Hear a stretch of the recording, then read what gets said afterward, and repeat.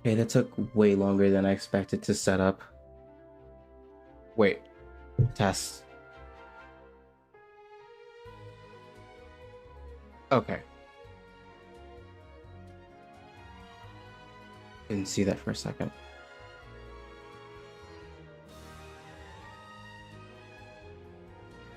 But yeah, I'm gonna make a quick return to Genshin as I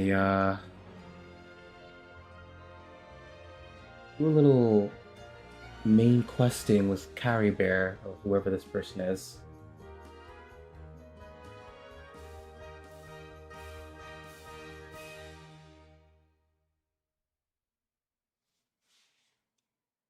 Totally not gonna totally gonna pretend I didn't like spoil myself for this quest already.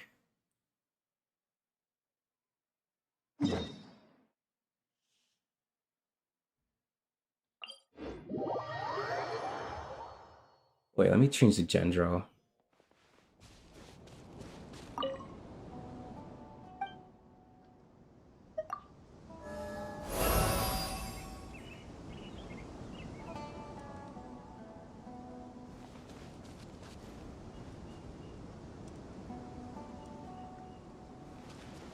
What? Wait, hold on.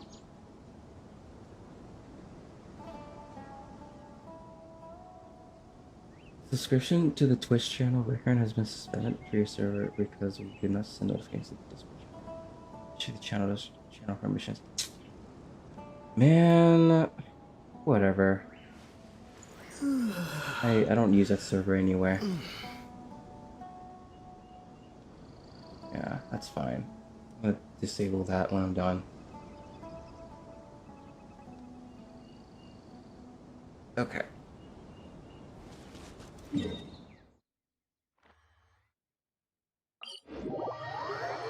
Gonna ignore the commissions because doing any sort of quests counts now, which is cool.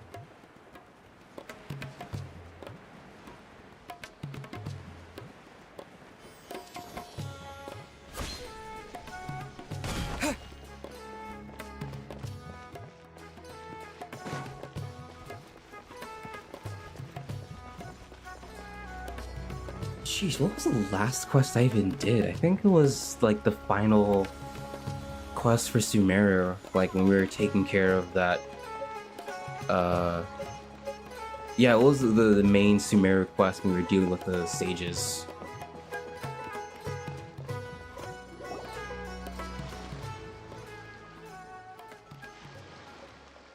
Huh?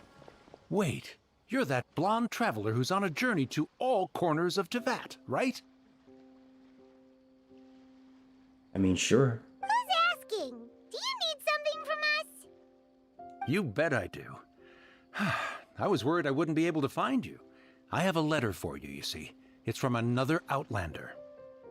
He was a crafty fellow, let me tell you. Took advantage of a loophole in our mailing system by opting for guaranteed delivery, then filling in the most obscure mailing address I've ever seen. Well, we aren't always on the road, so yeah, it's pretty tough to get mail to us unless we happen to go to the post office on a whim. So, what address did that person give you anyway? He just wrote, next to a small, white-haired talking I was fairy. about to say Area 51. What? So the address is Paimon? Yeah, exactly, right? And if I failed to deliver the letter, I'd have been bound by regulation to compensate him. Really, he got me good. I count myself very lucky that I ran into you here. Fair enough. Of course, here it is. All yours. Come on, Paimon wants to have a look too. Oh, it's Kaya. It's been a while. How have you been? I heard the two of you were traveling in Sumeru, and I happen to be in Port Ormos for official business. Lately, I've been stopping by Jafar Tavern for a drink or two every afternoon. If luck's on my side and this letter successfully reaches you, come to me then and we can catch up on old times. We'll see it as a fated encounter. Did I pronounce that right? Jafar? Jafar? Is there a silent letter there?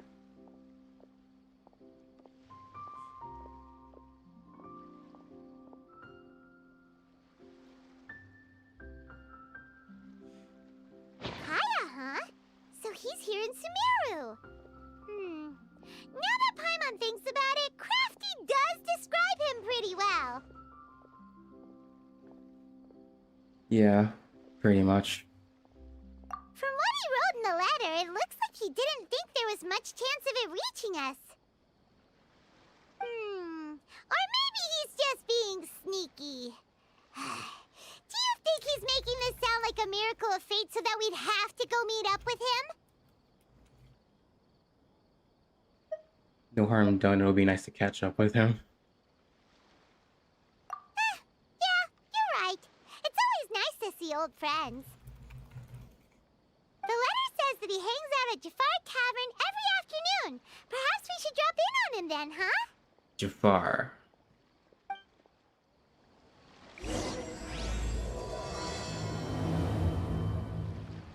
Oh, and I totally didn't start a story quest while going through my list by accident. So that's cool. This was a first for me. It's a good thing luck was on my side. He totally wasn't waiting there for like the past year for me. Waiting until the following afternoon.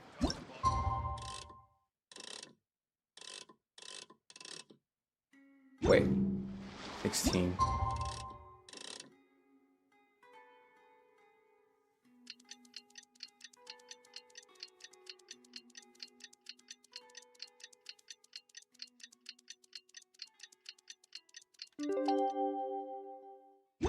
Kaya should be at Jafar Tavern right now. Let's go see him.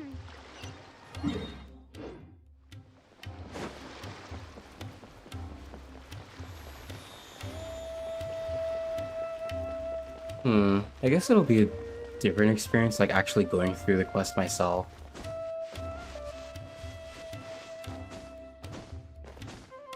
There's some details I forget over time. I'll have something I haven't tried yet, boss. Sorry, sir. I'm afraid you've already tried every type of liquor we serve. Make up a new one. Oh? Well then, just the bill, please. It's just as well, I suppose. I do have other matters to attend to. Kaya, you're really here! Paimon half thought you were playing some sort of prank on us. Yeah, I look good in green here. Gotta look the part. Hey, Paimon, traveler. Looks like the gods smile upon me after all. And come now, I wouldn't joke about wanting to see my good friends. You say so? Wait a second. You must be here on official business, right? What do you think you're doing spending every afternoon drinking at the tavern? You itching for a lecture from Jean? Not at all. The acting Grand Master positively terrifies me. Why would I ever do anything that might displease her? Maybe he's on official business, I don't know. The truth is, I'm in Sumeru to learn about the alcohol industry here. So despite how it might look, I'm actually at Jafar Tavern for strictly business purposes. Business? Sumeru's spices are famous the world over, and it's long been rumored that this fine establishment was where a certain very popular spiced cocktail was invented. That's why the Knights sent me, their foremost expert in alcoholic beverages, to come and see if it is as good as the rumors say. And how did that go? So far, so good.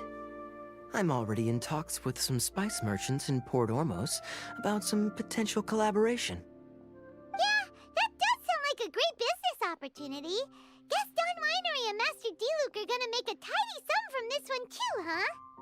Well, let's not get ahead of ourselves. Whether this lucrative opportunity gets passed along to Don Winery or not depends on how nice I'm feeling. Hey, using your job to settle personal grievances isn't very knightly, Captain! Guessing you've been to Sumeru before? Oh?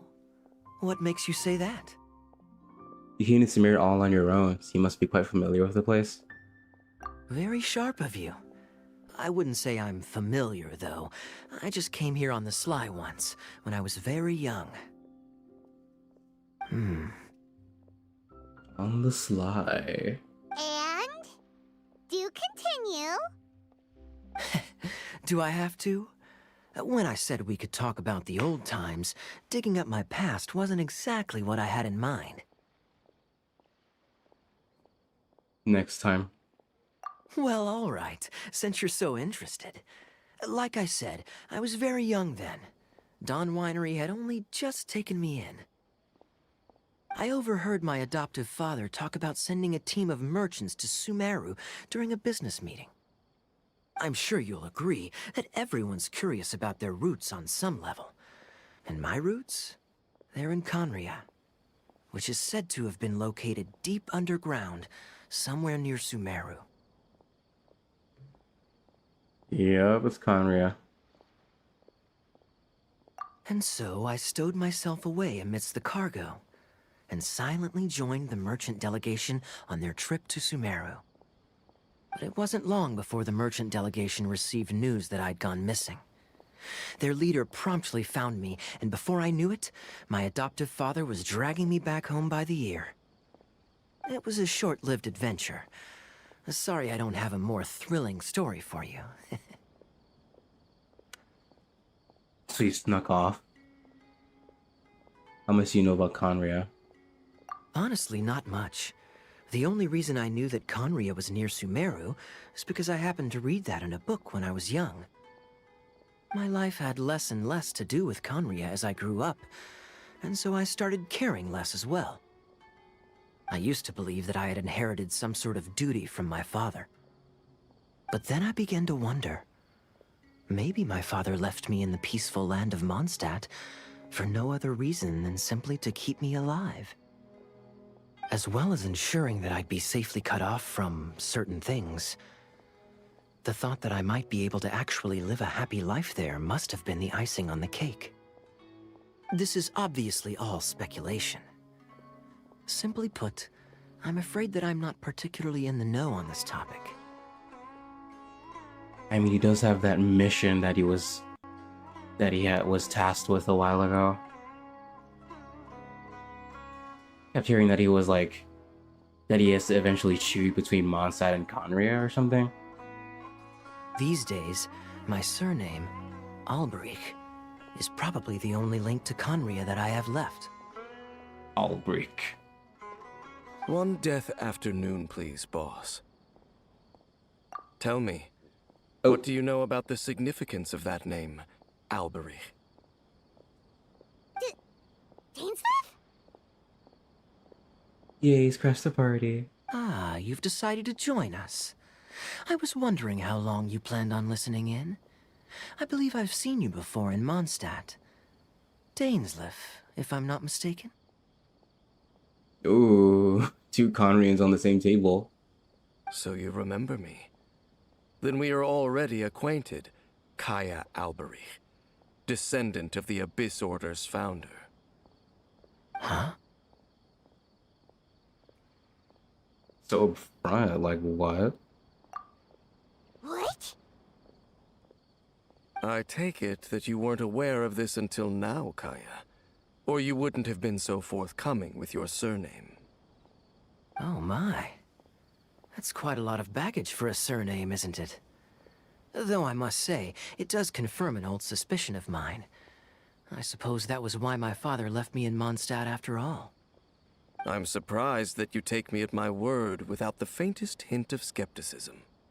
Well, perhaps what you told me just happens to answer some questions I carry in my memories. And in any case, I recognize your eyes. You're a pure-blood Conrian, aren't you?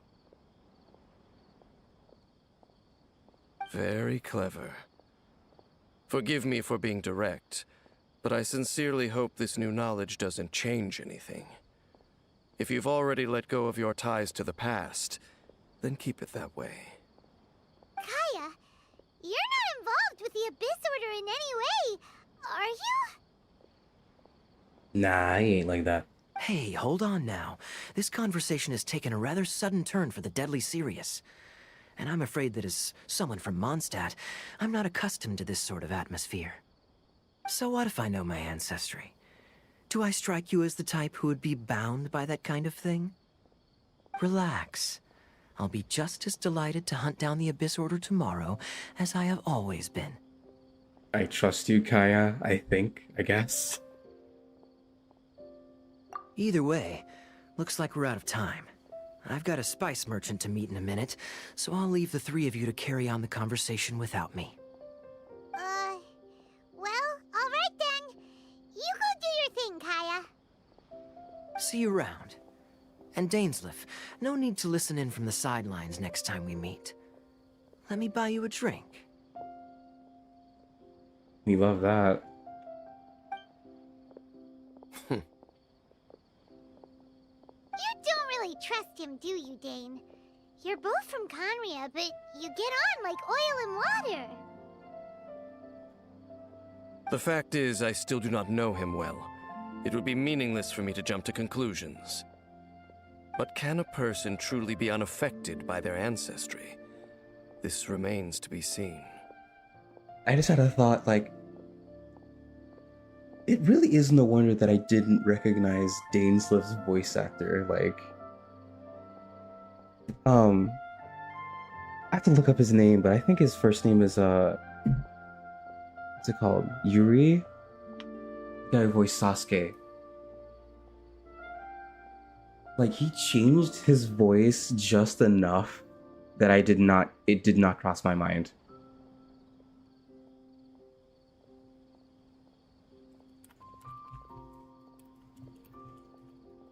One second.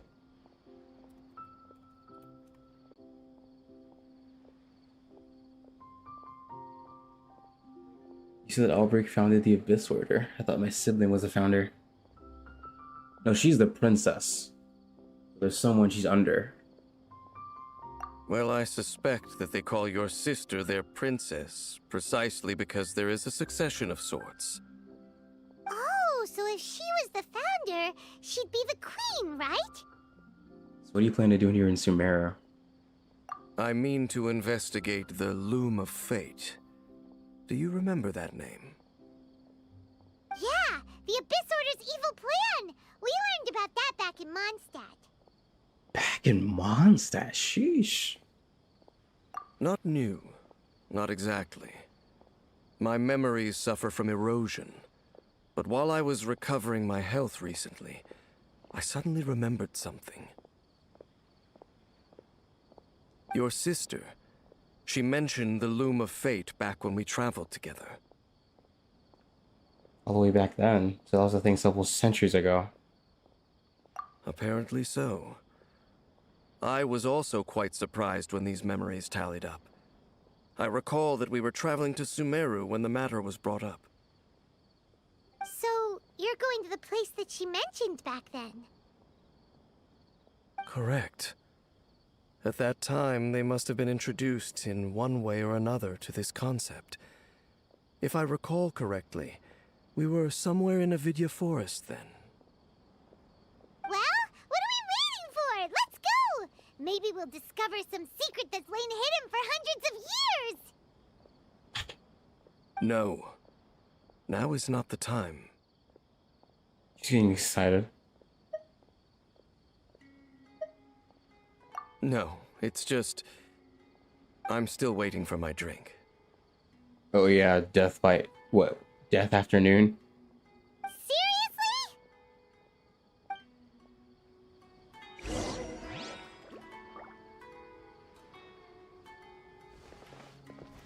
Oh yeah, which, So this is chapter 3, act 6 of the, what's it called? Of the interlude chapter. Yeah, act 6.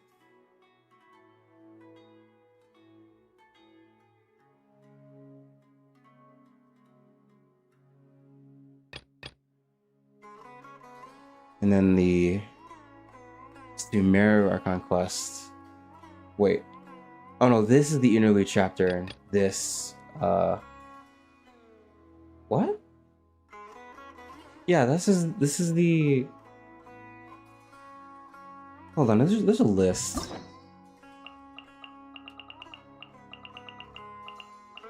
Oh, so the regions have an interlude, and this is just Traveler. Okay.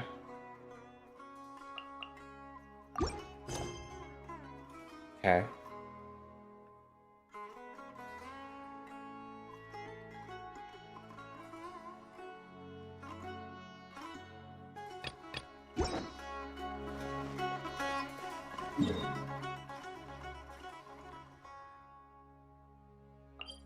I could have streamed this from my PC, like actually playing it on PC, but it would not have looked as good. Like, it's not powerful enough. No. I have to go down.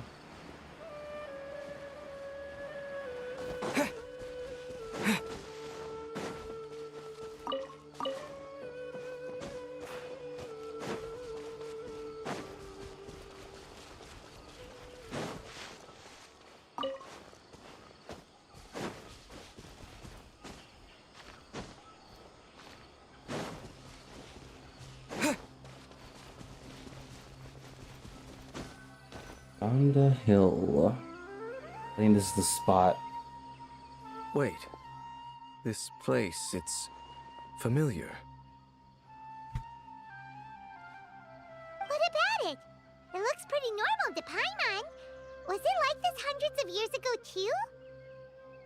Yes. The forest has barely changed from how I remember it. There is very little human activity here after all. Let's search the area and see what we can find. Is this a field? It must belong to whoever owns that house over there. But it looks like it's been abandoned for a long time. You could be forgiven for thinking nothing was ever grown here. Or, wait, maybe nothing ever was grown here.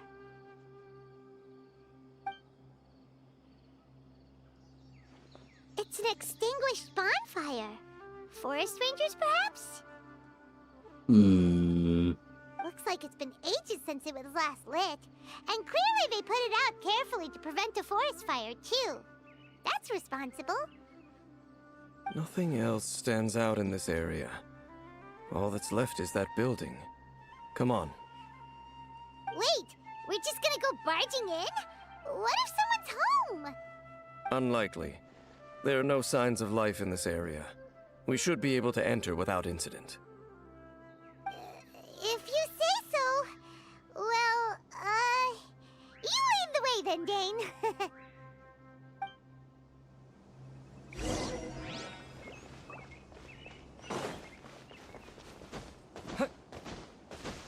Oh yeah, the bunny hopping thing. What? Combat. Okay. Huh. So there really isn't anyone home. Ugh. This place is so dusty. Paimon bets no one's lived here in years. Investigate carefully. We mustn't miss a single detail. I'm imagining that scene with SpongeBob and Patrick scanning a map with their eyes. Not a single detail. This bed looks pretty ordinary. Huh. There's nothing underneath it either. What sort of person would want to live here? It's so dark and damp. Can't be all that comfortable.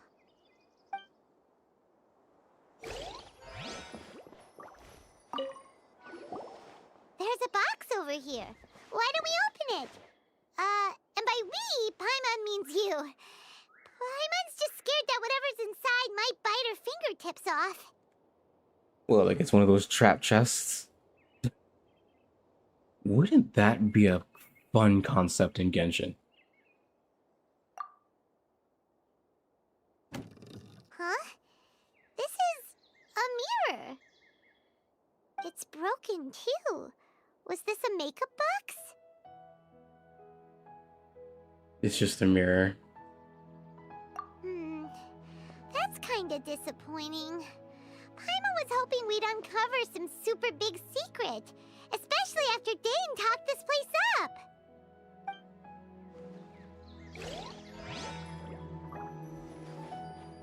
This totally won't become important later.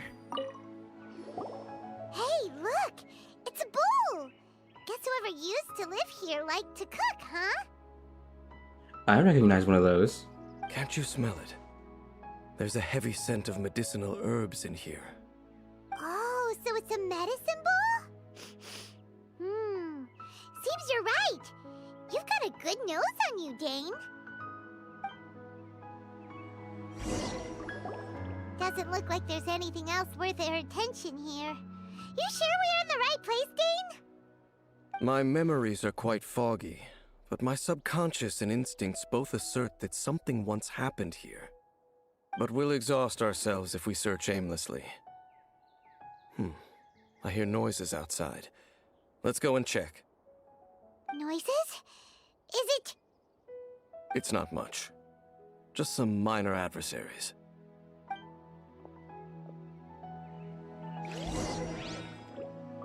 I like how after all this time my traveler's still level 80.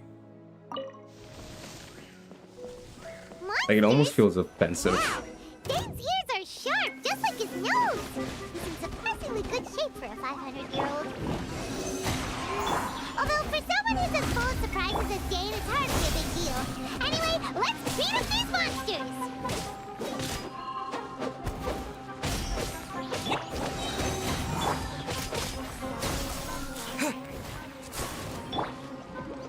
Coming to be. That's a lot of slimes out of nowhere. Get out of here! Adventure, yeah! Ha! Off we go! Scatter! Stand clear! Everybody stand back! Oh no, my PS5 is lagging. Propagate!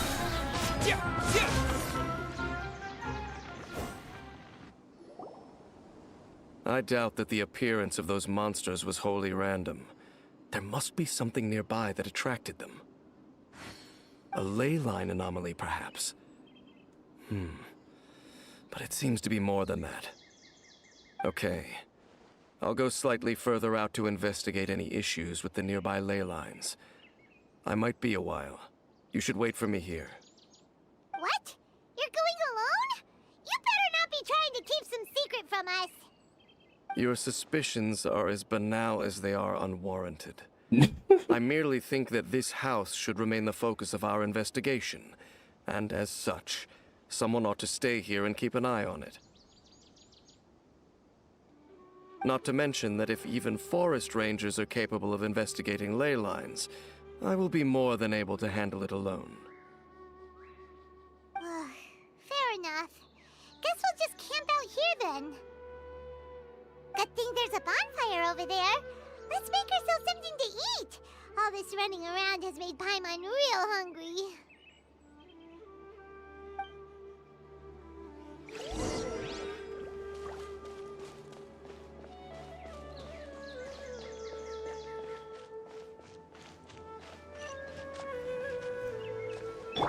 Oh, right.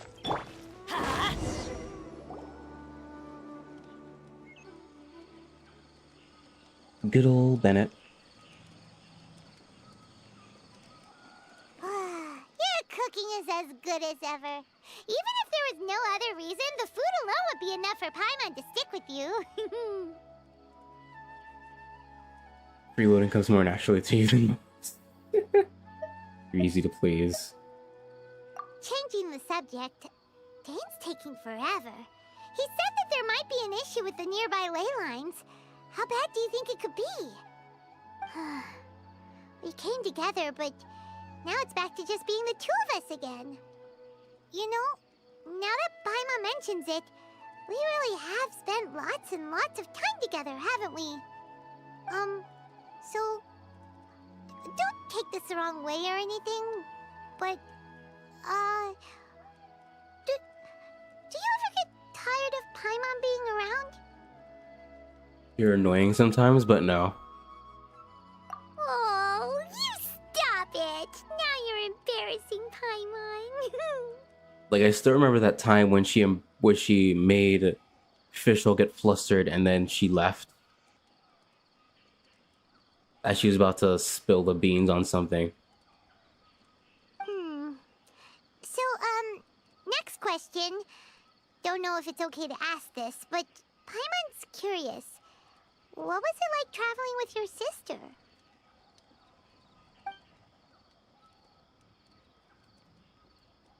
The stars? We gazed at the stars just like this. And we pointed at the planets we wanted to visit. Wow. We traveled through the universe always by each other's side. We saw all manner of hope and despair. This is the first time we've ever been separated. If nothing else, I just want to know what happened. Yeah. Paimon understands. Being separated without even knowing the reason why. It's just terrible. But we'll find the truth together. Sure as Paimon's your guide. Just you wait, Heavenly Principles. And you too, Teyvat. Yup. You know what? We've talked too long about this sad stuff. Let's talk about something happy instead, 'cause if you're sad, Paimon will be too.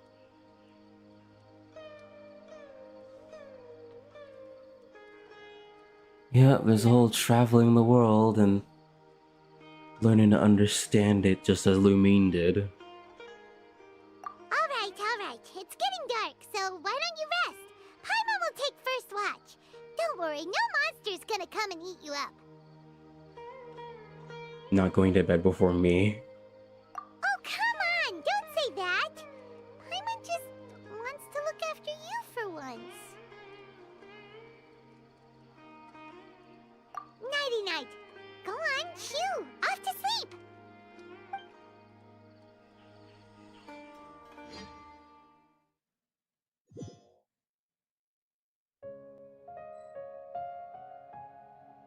Ah, Hey, lagging again. time to wake up. The sun has risen.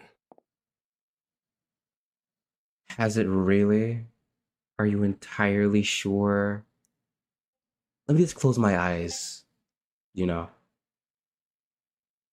I'm getting a lot of Discord stuff.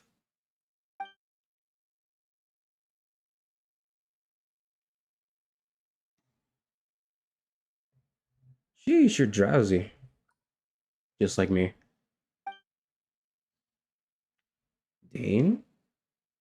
What a deep sleeper. You do know that we need to... Tear stains. You dreamed of your sibling last night, didn't you? All right. Rest here a bit longer then. I'll head into the forest to investigate.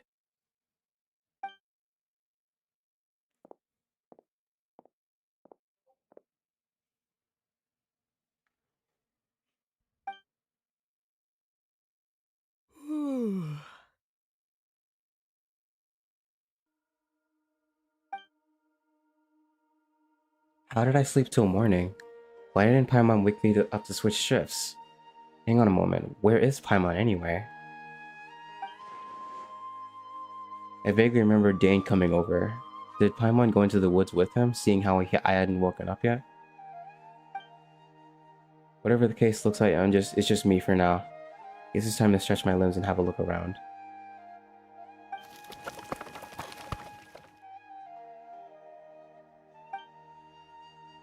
Did that noise come from inside the house? Paimon? No reply. I should go inside to check.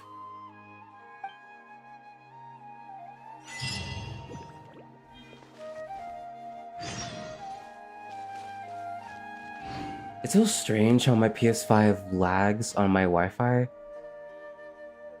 despite the Ethernet being connected to it and even without it. So it's like there's like no solution.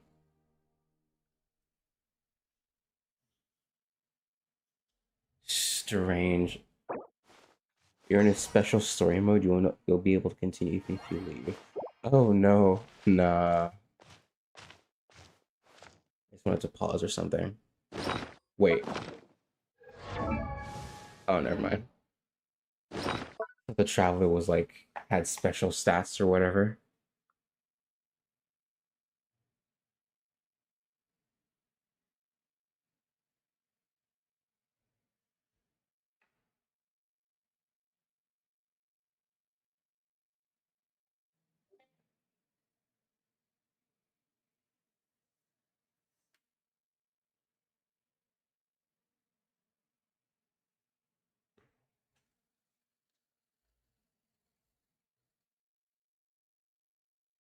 Wait 1 second.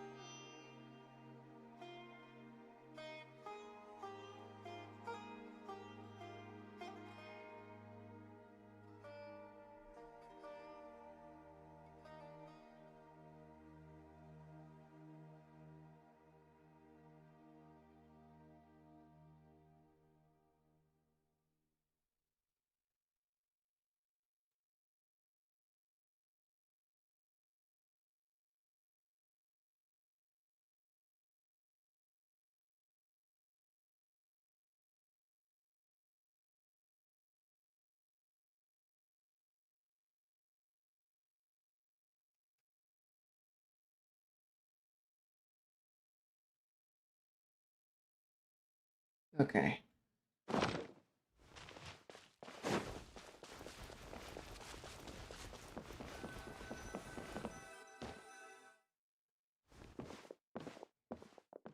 Halt! What do you think you're doing? Who's this? This place is not whatever you think it is. Nor should you be poking your nose into my business. Begone! Hey, this guy's got drip, not gonna lie. Your travel companion. You mean the one that was keeping watch by your side last night? That is interesting. I'm not gonna explain, but that is interesting. Your companion departed for the forest early this morning. That much I saw with my own eyes. I thought so. Still, I don't know if I can trust this person's words yet. So you were nearby last night. What business is that of yours, hmm? All you need to know is that I claimed this place first, and what I do here is none of your concern. This guy's got an energy. Do I make myself quite clear? Leave. What if I don't wanna? There's something strange about this person. I need to figure out what he's hiding. Well, what are you waiting for? I think I'm much better off waiting here for them to come back. If you must, suit yourself. I've been observing you, and you don't look like a forest ranger, nor someone from the academia. Still, I'm warning you, no funny business. Promise me that, and you can do as you please. I'm no villain, nor will I pretend to be a saint. Okay, fine. Whatever. Just move aside. I'm heading in.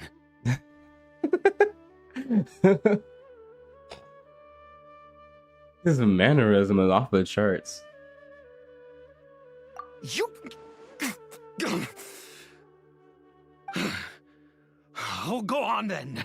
Have it your way. I knew I wasn't going to be able to hide this anyway. Just come in. But no overreacting to anything you see in here, okay? You understand me? Oh, sure. Come on then.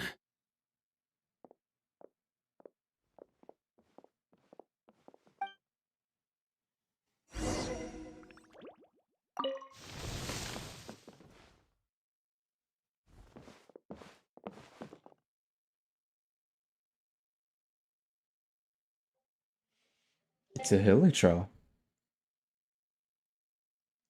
Mind your own business. And don't worry, he isn't aggressive. How could he be? He was too young for anything like that. So don't you lay a finger on him. Just find yourself a corner to rest if you're tired or cold. You're from Conria, aren't you? Huh?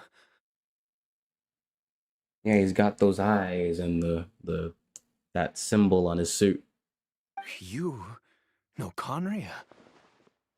Who are you, exactly? And how do you know I'm from Conria? I'm just a traveler. I met others from Conria. Your clothes, your eyes, your energy, your passion.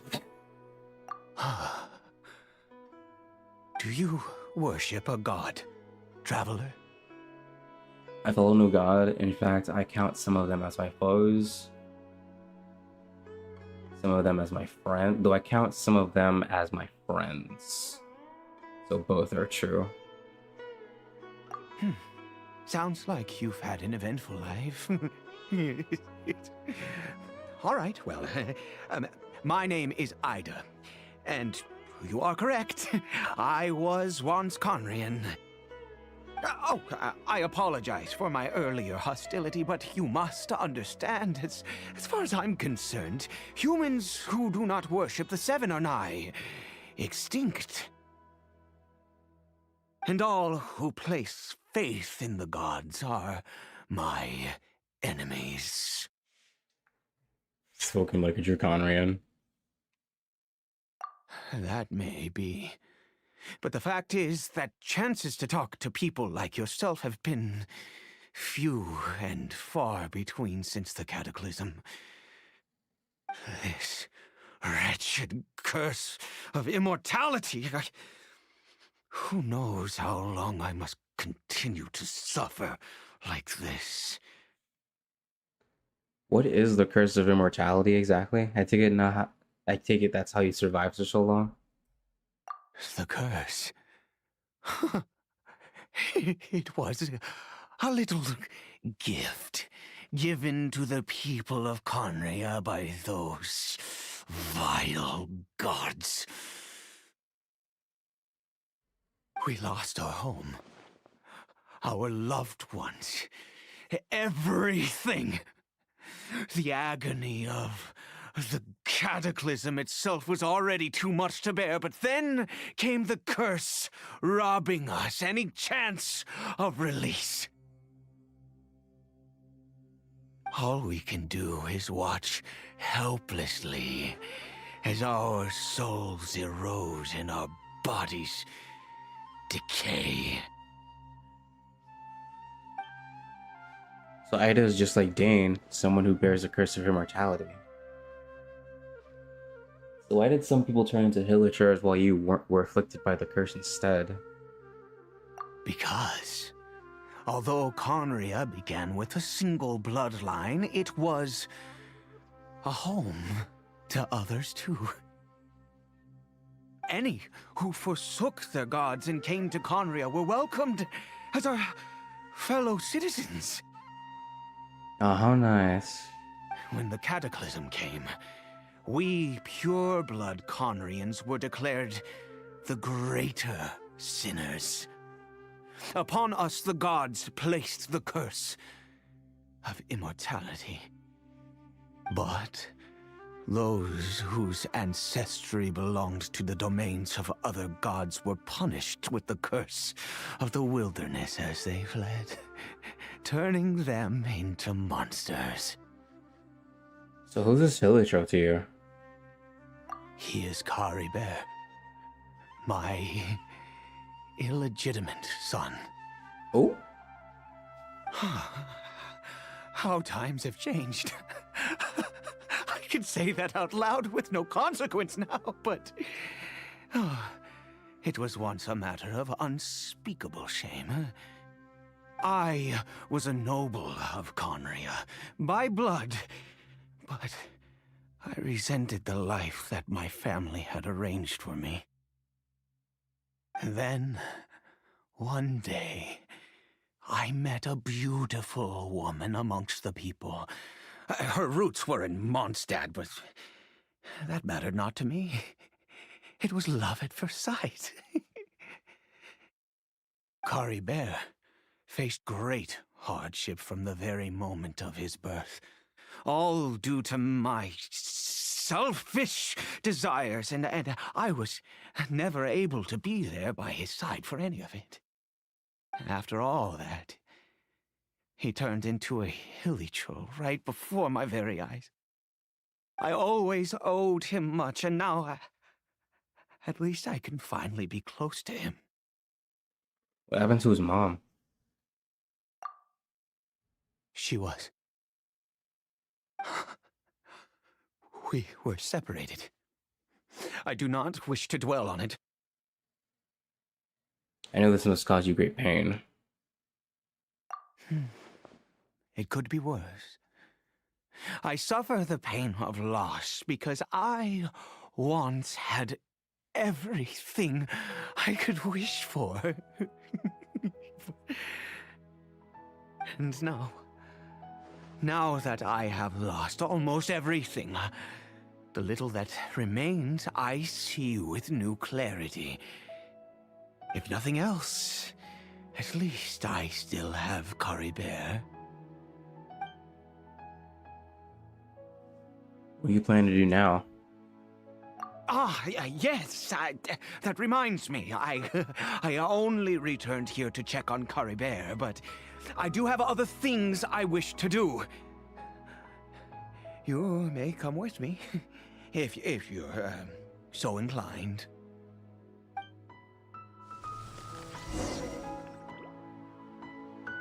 I mean, sure, man. Oh, let me check on him.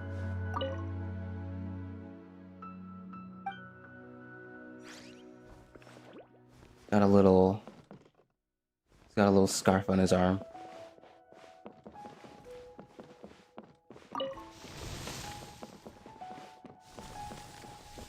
How interesting, working with a Conrian that isn't Dainsliff for Kaya.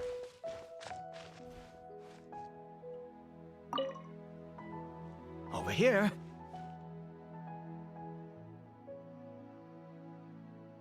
Crafting bench. I'm sure you're wondering why I brought Caribert here to Sumeru. Well, it's because he needs a medicine that can only be made here. One which will help him to recover his clarity of mind. Clarity of mind?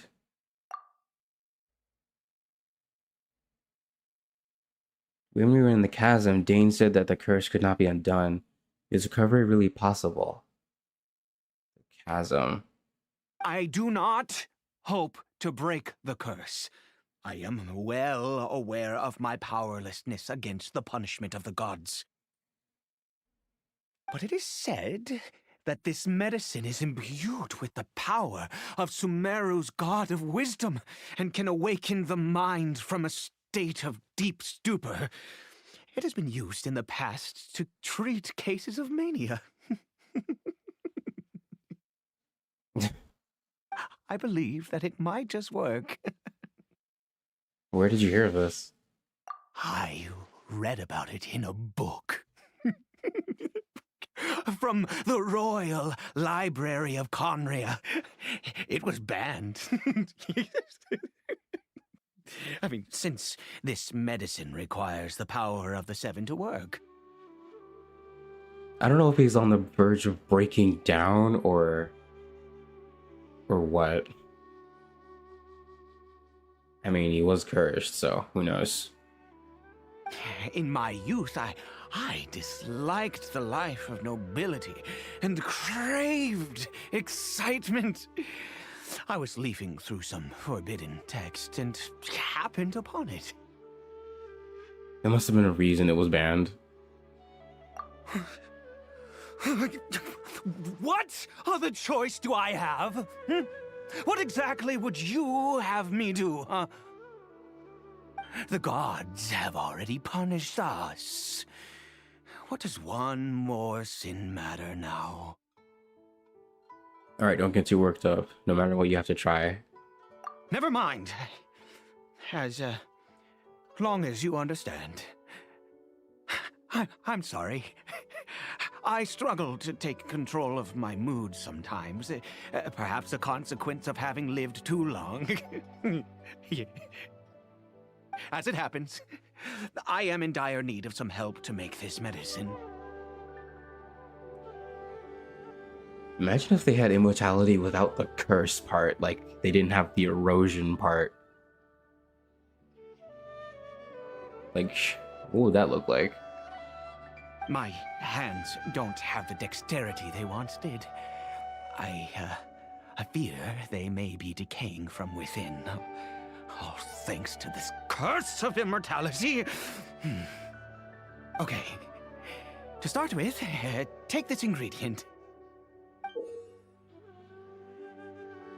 Oh, it looks like the thing you get from that mushroom forest. Never seen a mushroom this kind before. Also, do you have any, of Sumeru's regional specialties on hand? I believe they're called Kalpalata lotuses and Sumeru roses. You're lucky I actually don't need them anymore. I picked some before, yes. Oh, wonderful. Oh, in that case, we have everything we need.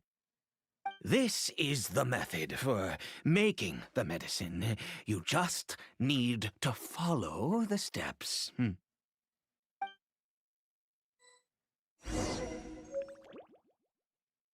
Can mushrooms really grow in a field like this? Anything's possible in Tibet. Without your help, oh, goodness knows how long this would take me. Thank you.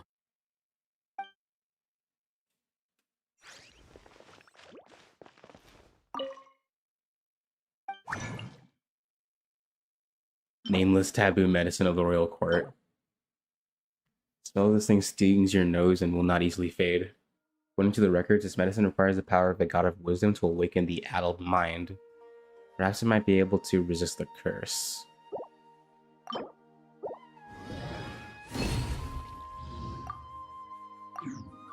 Oh! 1 second. We just make those. Yeah.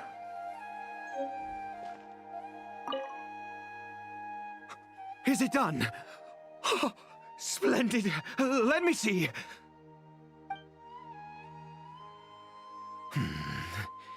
In all honesty, I do not know what the end product is supposed to look like. The banned book didn't feature any illustrations. Well, the moment has finally arrived. Curses. Curses? No! We need to perform one final step to complete the medicine. I said before that this medicine relies on the power of the God of Wisdom for its restorative effects. Which means we must pay a visit to a statue of the Seven. Ouch, that can't be easy from someone from Conria.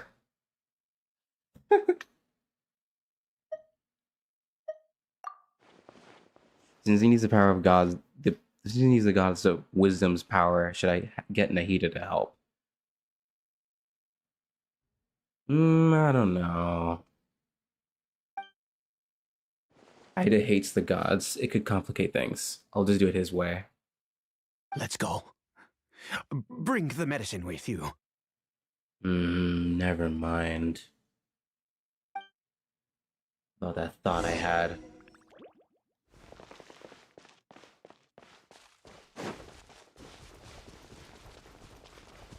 I mean, no, but it's still possible. Still possible.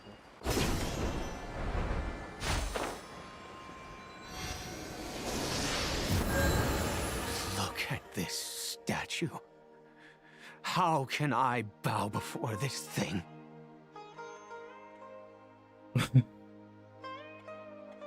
Just do it. God of Wisdom! Look at me! I will utter no prayer, nor will I sing your praises. You and your kind destroyed my home, wrought unfathomable suffering on my compatriots, yet here I stand before you. You cannot mock me more than fate itself already has. God of Wisdom, I seek not to disavow myself of the sinful blood that flows through my veins. I wish only to beseech you to have pity upon a young and unfortunate soul. My son, Caribert. He was turned into a monster before he had the chance to witness anything beautiful in this world. This is no fate for a child. If everything the gods have done was in order to have the impious people of Conria bow their heads, then I bow to you now. I have given up all I ever stood for. All I ask is for a tiny miracle. For Caribert to see this world once more. Please, God. I beg of you. I may not know the whole story behind the cataclysm, but the people of Conria have truly suffered. Why could Conria and the Seven not coexist in peace? I have made quite enough of a fool of myself for one day. Let's go. Things will get better. Or will they?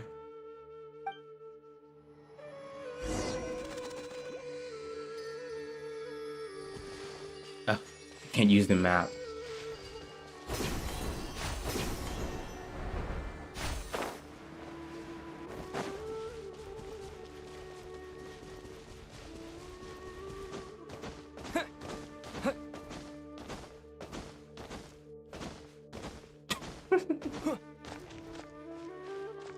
That is so silly, but so effective at speed.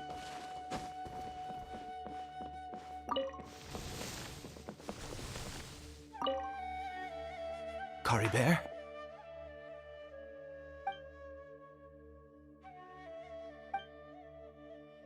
Thelxie seems almost lifeless. Its reactions to everything are incredibly weak. Well, we've prepared the medicine. We might as well try it.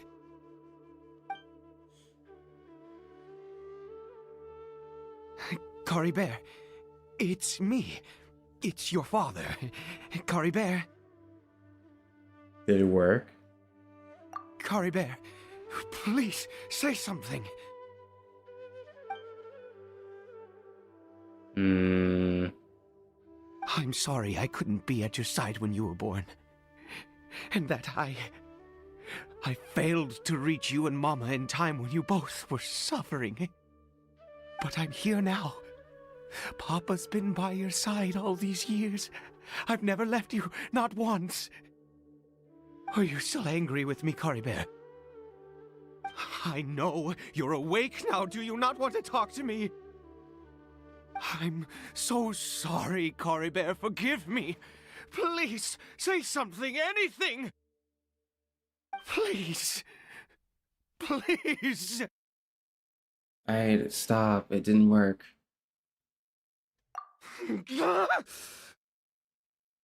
Oh, gods above! What more do you want from me? You took everything from here, and I still bowed to you. I'd give you my very life if only you cared to take it. But you won't even let me die. Oh. I knew it. I should never have trusted anything that had to do with the gods. I was just deluding myself. The gods of this world have never stood with humanity, not even for a moment. There might be other reasons it didn't work. Other reasons? What do you mean? Maybe the dosage was too low, or maybe it takes a fourth course of treatment. Huh.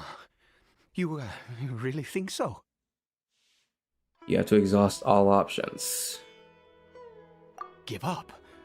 No, never. And yes, you're right.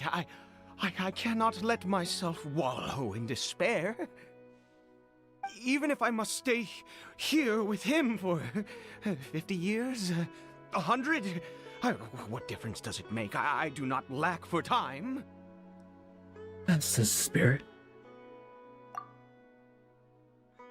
To have infinite time, yet no hope, can only be called torture. It just makes me wonder what happened at Conria. Like, what happened? Like, besides the whole Ryan daughter incident with them releasing horrible monsters into the world, like, what happened before that? In the fall of the Eclipse Dynasty and whatever. What happened? Let's go. We'll make another dose.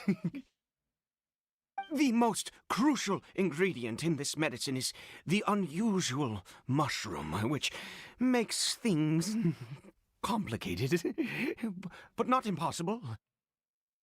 Where did you get those mushrooms from anywhere? I grow them in that field. In like a crop? The details don't matter, right? Curb your curiosity and just do as I instruct. If you truly wish to help me, that is how you can do it. Okay. Still curious though. There is a waterfall near the statue I prayed at. I need you to collect some water from there around 2 in the afternoon. I'll be here watching Caribert. Once you're back, I will make some fertilizer for the mushrooms. Okay. Good. Then please head over when the time comes. Note how Dainsleif and Paimon still haven't come back. Like, I just thought of that.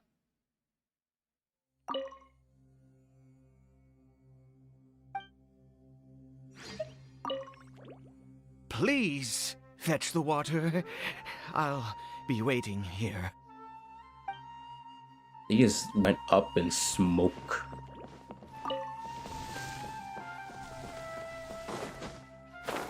For a second, my PS5 just went in the red again. Love that.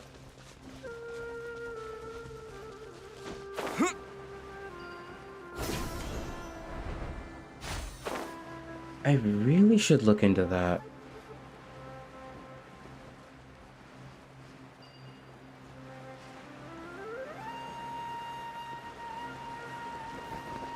Because it's so brief, it doesn't like cause too much of a problem, but it's like it still bothers me.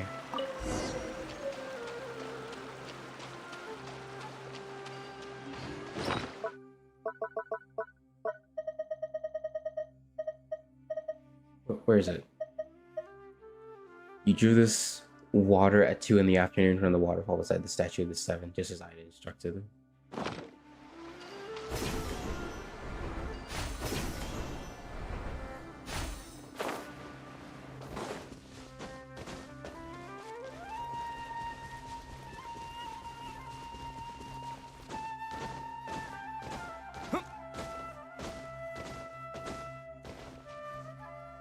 Ah, you're back. Caribert's condition is stable. Like, that's some mission those two are on. Dainsleif and Paimon. Paimon would be going insane. By which I mean he still isn't responding. Anyway, give me the water.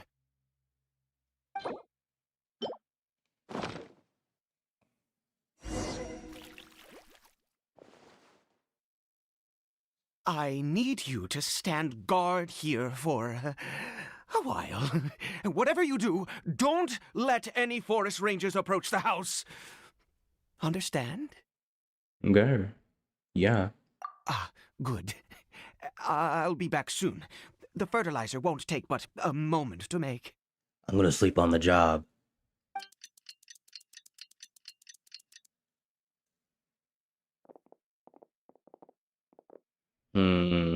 Monsters, and so many of them. Looks like they're coming for this field. Does watering the field somehow attract monsters? Better fend them off. Burst forth! Squirrel, Mark 2! Scatter!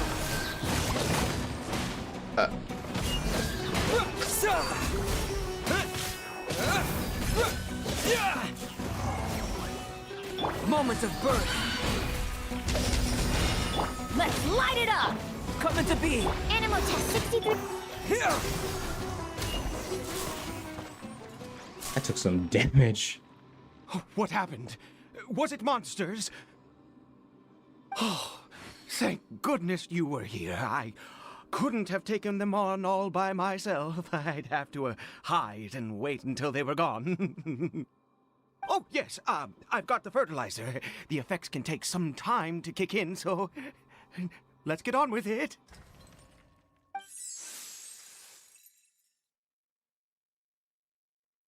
Next, we pick the mushrooms and repeat the same steps as before to make another dose. I trust you still remember the method. I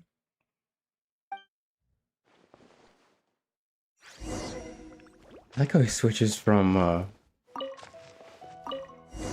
his usual manic demeanor, and then he gets deadly serious.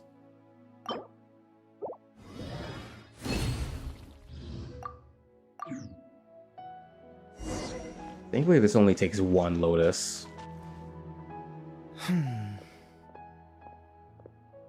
Hey, stop daydreaming. Oh, sorry. I just, after resting in this field for a while, my thoughts began to wander. I have been so very wary for many years. If only I could fall asleep here in this field and never wake up again. But even though the curse denies you even this, you still have Caribert. I do indeed. That's why it was just a fleeting thought. Thank you for your help once again. Now, for the final step. Back to the statue of the Seven.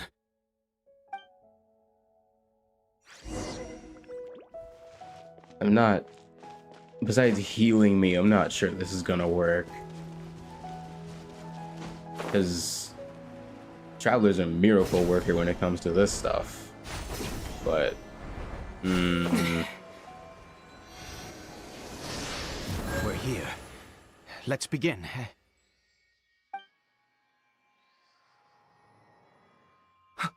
Wait a moment. Hey, what was that? Caribert! No, he doesn't have the scarf. I just noticed. I saw his arm. Oh no! He must have left while we were too busy preparing the medicine to notice. Come on! We have to catch up with him! Maybe it is him? But I still doubt it, because there are hill chills everywhere.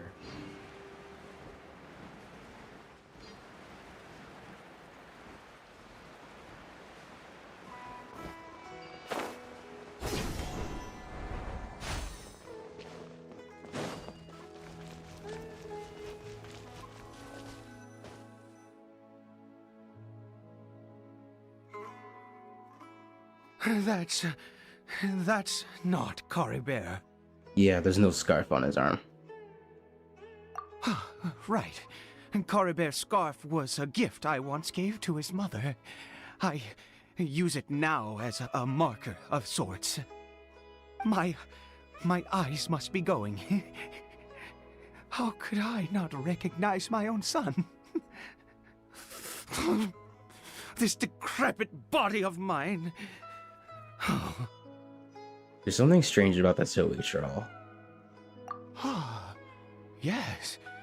It doesn't seem interested in us in the least. It seems intent on walking in that direction. Where could it be going? Let's go have a look. Yes. The more we know about hilly churls, the better. Maybe it's one of those resting places like in the chasm.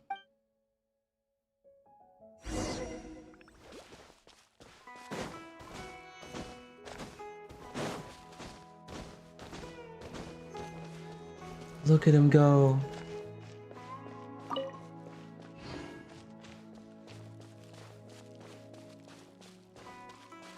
Did it go in here? Well, let's head in.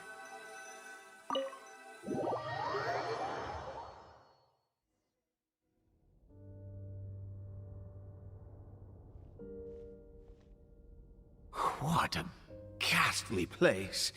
Has it always existed? I swear I've never noticed it before. What are those villagers doing? Huh. It looks like they're, worshipping. Sometimes walking, sometimes kneeling in worship, and it appears to be in earnest. I've never seen anything like this in all my life. What in the world does this place conceal? Oh, there's only one way to find out. The air here in this creepy scene, it's eerily familiar. The upside down statue.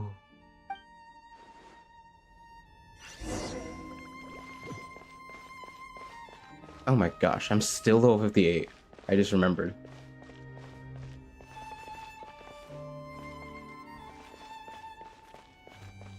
I could fight them if I wanted to.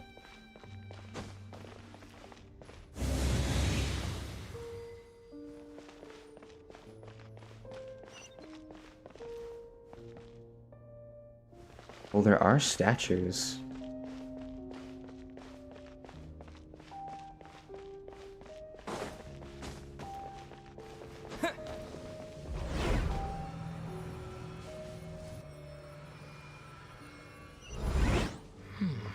Is this a teleportation device? What energy is powering it? Traveler speaking.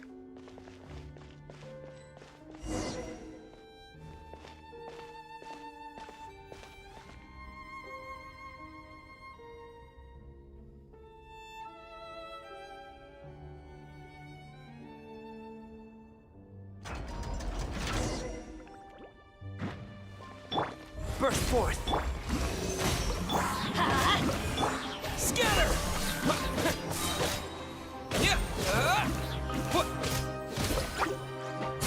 Germinate! Teamwork is dreamwork!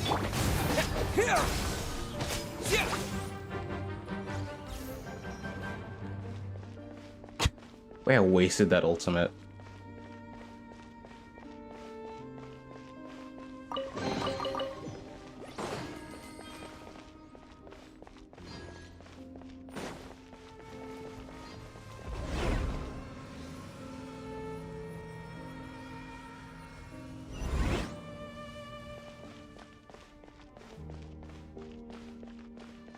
Oh.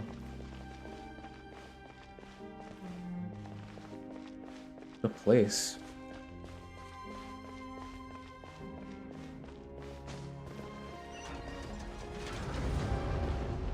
Seems like we're going up a level or something? I don't know.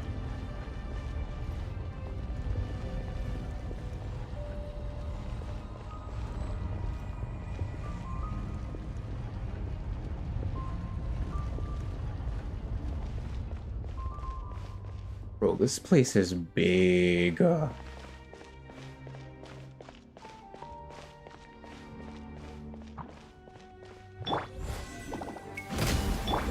clear.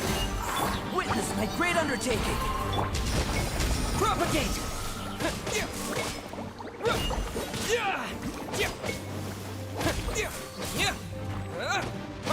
Scatter!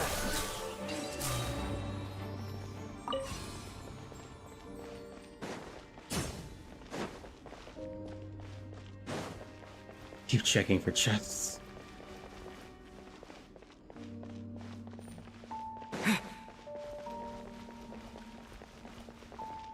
Nah, it'd be obvious in this dungeon.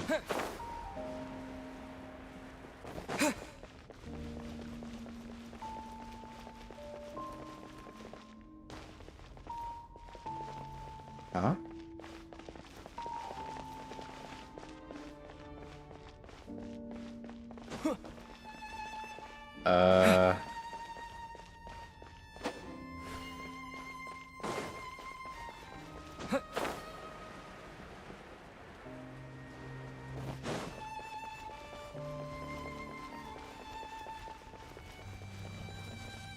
Wait.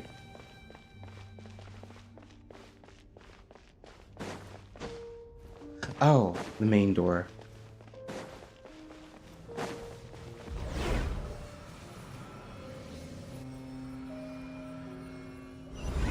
How did I get on the ceiling? Did the room turn upside down? Or gravity itself?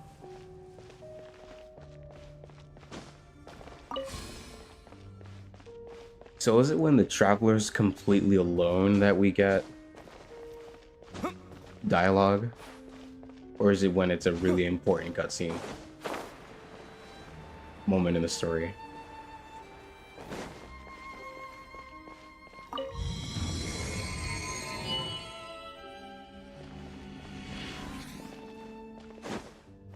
It seems like I need to find a place to insert the rune.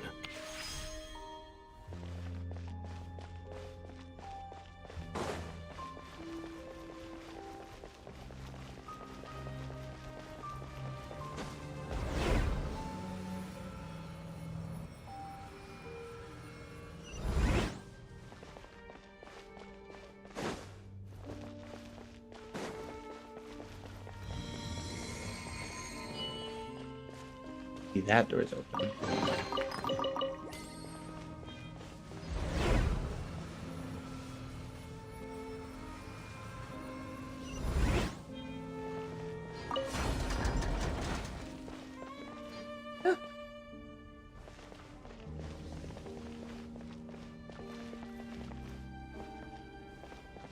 Wait, what about the...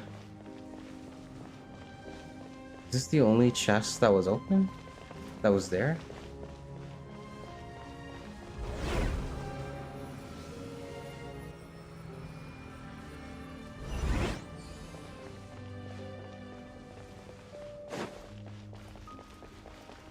There's that room.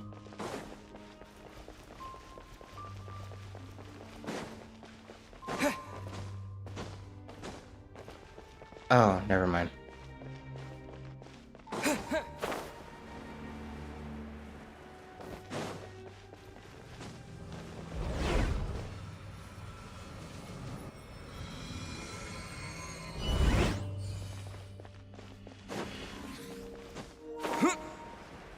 My battery.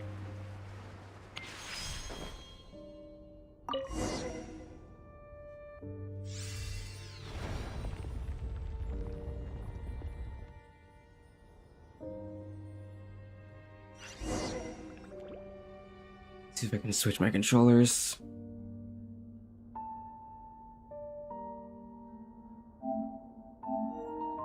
Okay.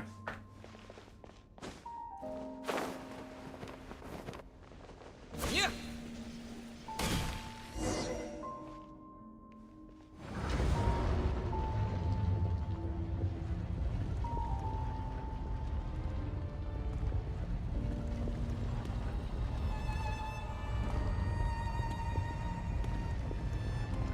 Halt, humans! Fate has not granted you the right to enter this place.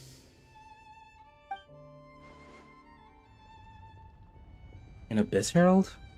No, it looks like he doesn't look like someone from the Abyss Order. Do you insist on an audience? He doesn't? Very well. Then I grant you the trial of destiny.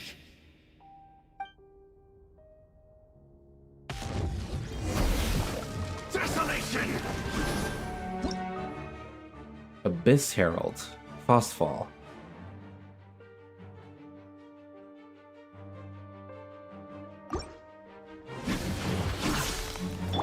Come into being! Everybody stand back!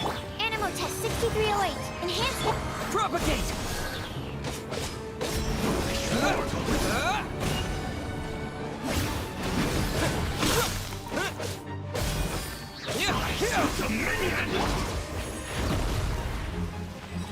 Get out of here!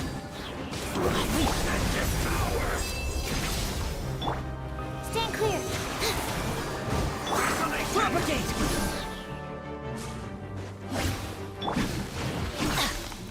Conquers all! Live! Nevermore! I'm going in! Adventure time! Get out of here! Off we go! Get out of here! Spring forth! This is a creature a little bit.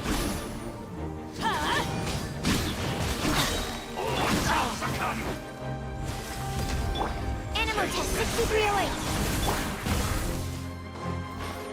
Get out of here! Off we go.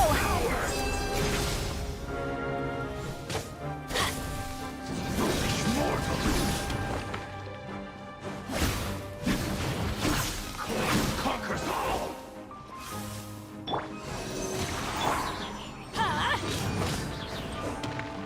Perish in the storm!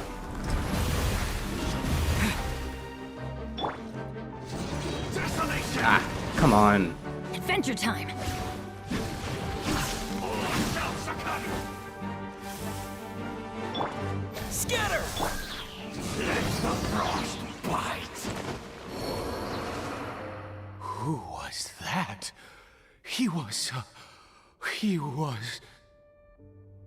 Terrifying. I've seen similar characters before. He was a perfect being. I'm in awe.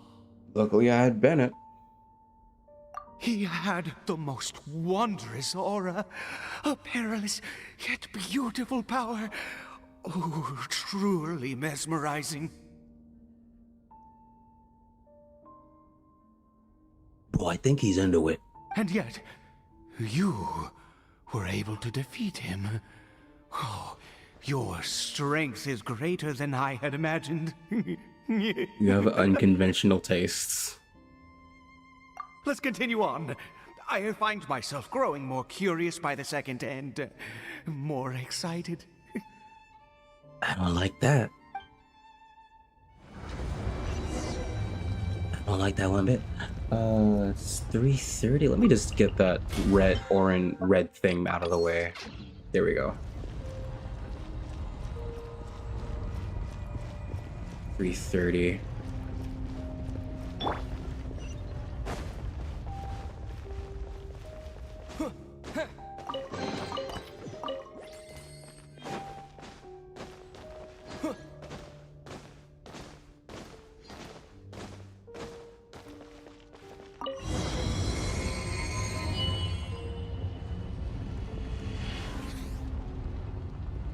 Come on, get out of the red already.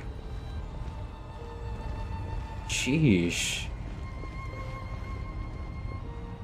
I think we've made it to the end. What is that thing? Wrapped in change, hanging in midair, emanating a sinister aura. There's no mistaking it. It's just like the defiled statue that we never took down.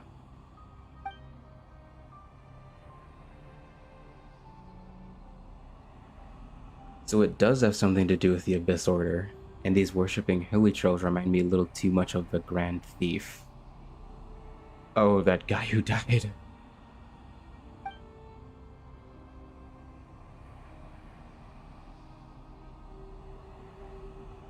Ida, this place is bad news. We've got to go. Too late.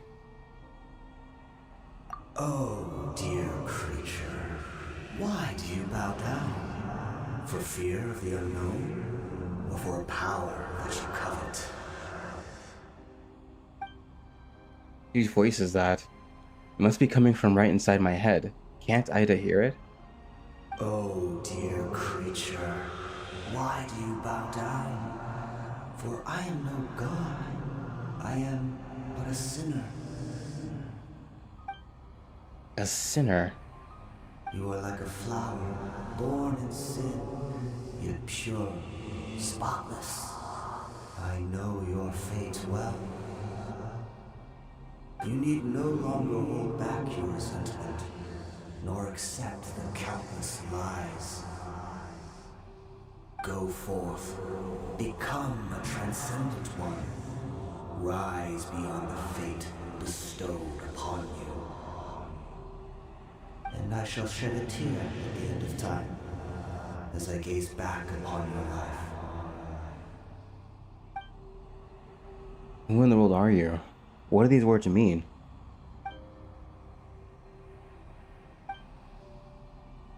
The voice, it's gone.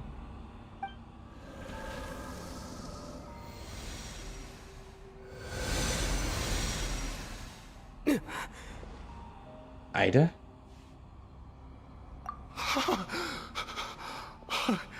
What just happened? When I saw that thing, my heart was instantly at peace. I was overcome by a sense of awe or joy, perhaps. Are you alright? He's more than fine. I am. I feel good. In fact, I feel better than I did before I came in here. How peculiar. Something's not right about this place. We need to get out of here. Oh, is that so? All right. As you wish.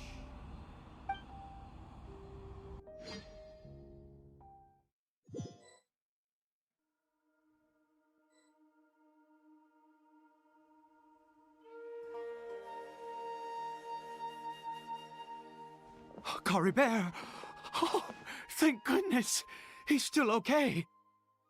Don't we still need to go to the Statue of the Seven? Why are we back here?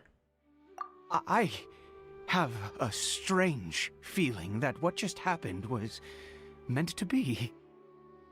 For this to happen, right at the moment when I was dreading worshipping at a statue of the Seven, it's as if fate was calling to me.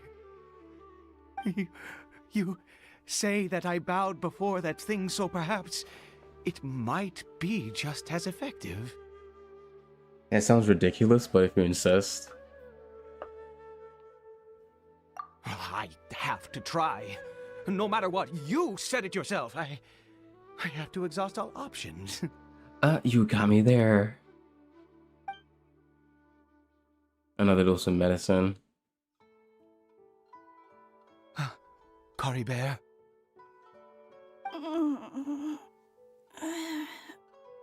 He wakes.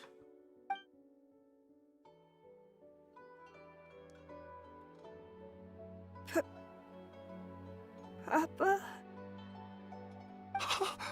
Caribert? goodness, it worked!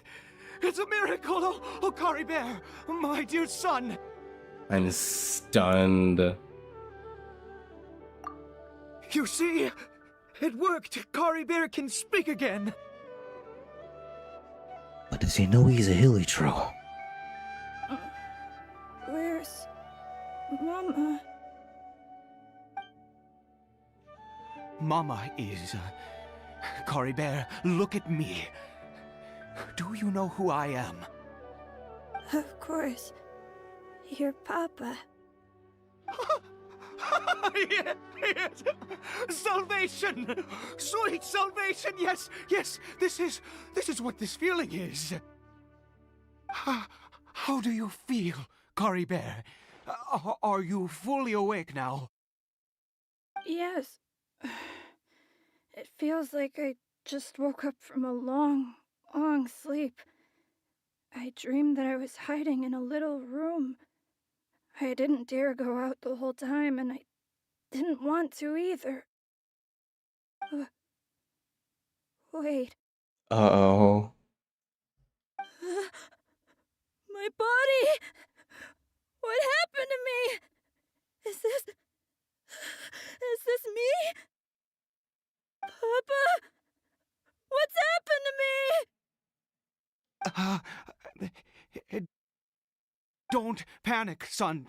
It's just... While you were sleeping, we went into a fairy tale world. There's no more Conria here. No more home. But... Do you know what that means? No more red sky. No more end of the world. In this world, you have to be a little monster, but you get to stay with Papa forever. Hmm. Am I dead? No, of course not. Look, Caribert, you still have Mama's scarf on your arm. That means she's watching over you, protecting you. So how could you be dead? Really? Yes, really. You've only just woken up, and this must all be very confusing for you. Just rest here for now. Things will get better. Oh, and you have to promise me something. Never take off your mask. Hold up. Understand? Whatever happens, you mustn't take it off. Well, now I want to take it off. Okay, Papa. I won't. I promise.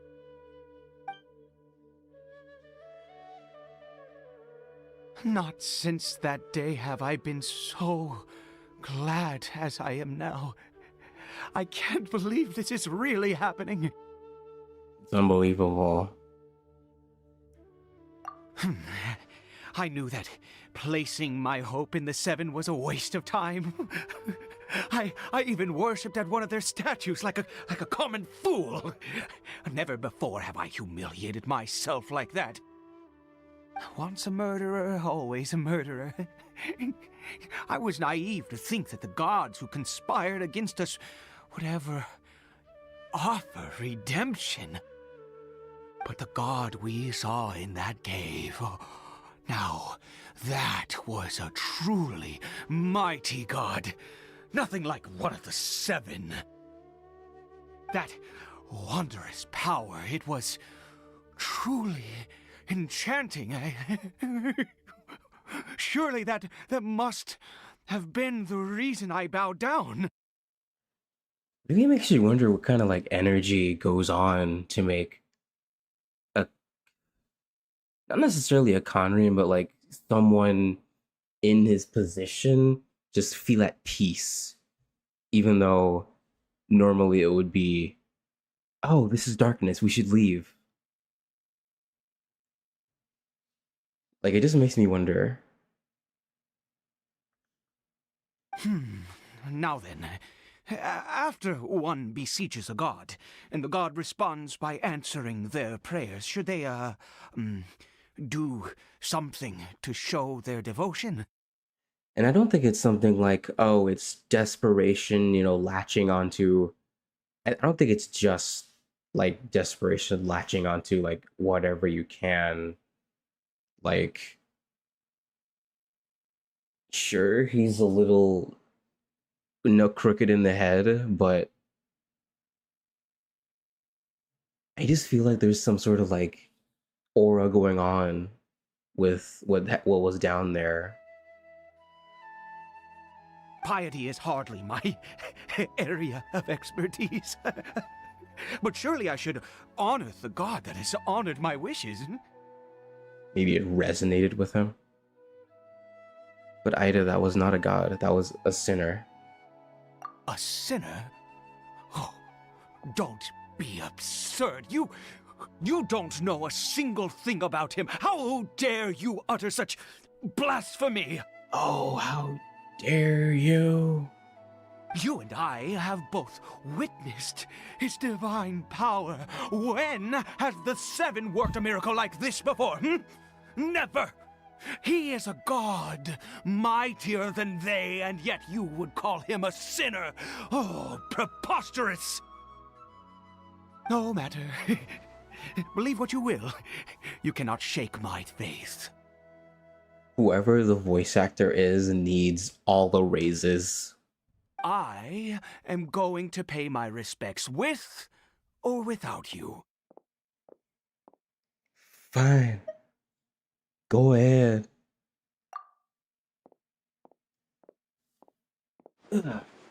Ida's experience has deeply affected him. Not that he is particularly stable to begin with, but this religious fervor is something else. I guess I'd rather catch up with him anyway. There are monsters everywhere. I can't stand by and let him fall into their hands. Why doesn't he just speak his thoughts? He did it in the dungeon. I don't get it. The far side of fate.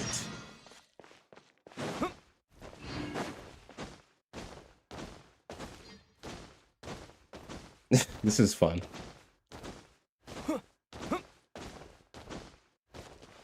And I'm not out of stamina.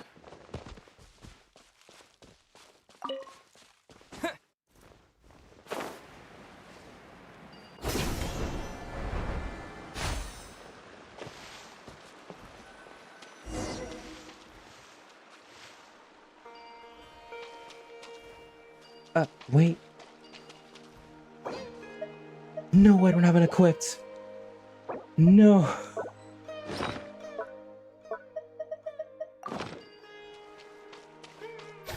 No! Ah. I hate this game. I couldn't equip it. I wanted to capture the little boar.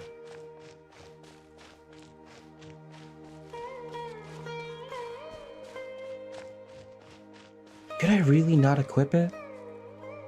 Yeah.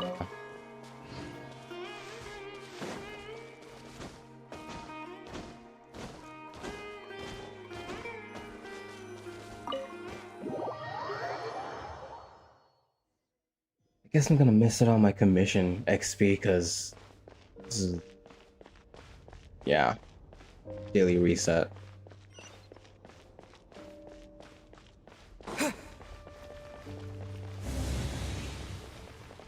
You again.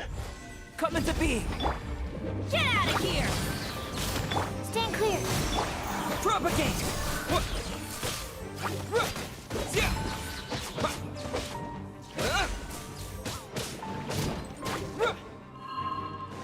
Scatter! Absorption test. Yeah.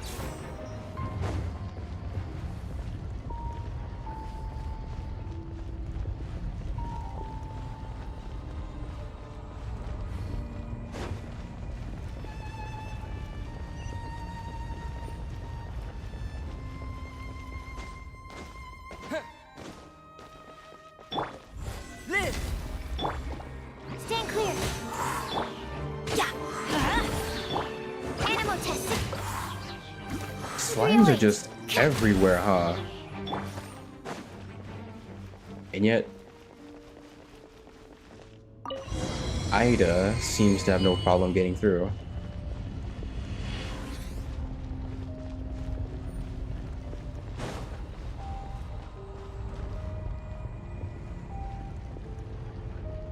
No. Impossible. What happened? I guess I was protecting him. Whatever. No chains, no crystal, nothing. The Hilly Churl worshippers have disappeared too? Was it all an illusion? No, that's unlikely. That's true. Yes, it can't have been an illusion. I still feel that awesome and wondrous power flowing through my mind and body. It was neither illusion nor coincidence, and certainly no dream. It was a wonder. Yes, a divine wonder. Let's go, traveler. There is surely a reason for its disappearance, and I do believe that someday in the future, we shall see it again. Turning into a zealot. Could he really have been a sinner and not a god?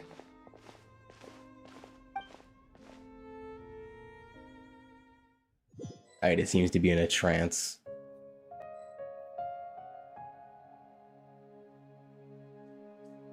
Yeah, whatever that power is only gonna... Caribert?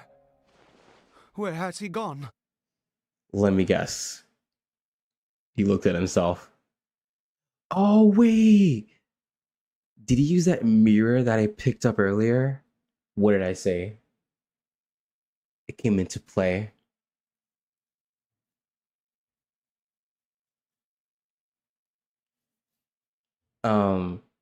Yeah, that power is gonna take over at some point, isn't it? Oh, no. Maybe someone else came by and found him? No, it can't have been that. There's no sign of a break-in and no sign of anyone having been here. Maybe it ran off? This does not bode well. What if he's spotted by a forest ranger or an adventurer in his current state? We have to find him. Wait a minute. This isn't how we left it. Oh no. Did he...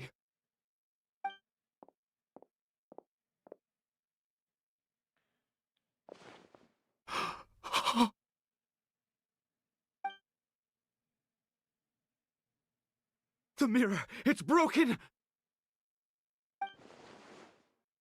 So the mirror has been broken. Hasn't the mirror been broken this whole time? What does a broken mirror mean? He must have taken his mask off and seen what he looks like beneath it. If he'd just done as he was told! We have to find him.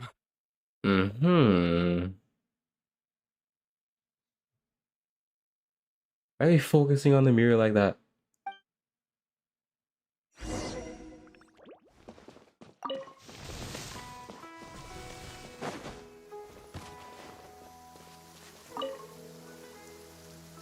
It's his scarf. He dropped it. He unwrapped it and removed it. Looks like we're going the right way. Come on. Wait's perfectly flat.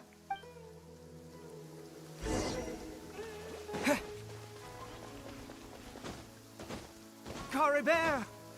Caribert! Where are you?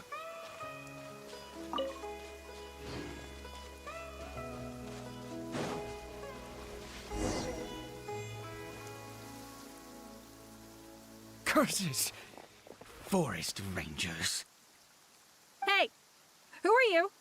We haven't seen you around here before. What's your business here? Have you seen a, hilly churl? A hilly churl should have come past this way. Have you seen it? I asked you first. Don't make this more difficult than it needs to be. I said, have you seen a hilichurl? No, he's going off. Hey, whoa. Look, sir, there's no need to get so worked up. There are hilichurls everywhere. What's the big deal? We see plenty of them out here. Exactly. Matter of fact, we just took out a few of them back there. Those dumb boneheads. You... Forest Ranger scum! You spawn of the Seven are all the same! I'll have your heads if you so much as laid a finger on Caribert! You're raving mad! You've got some gall coming here to our nation insulting the Forest Rangers!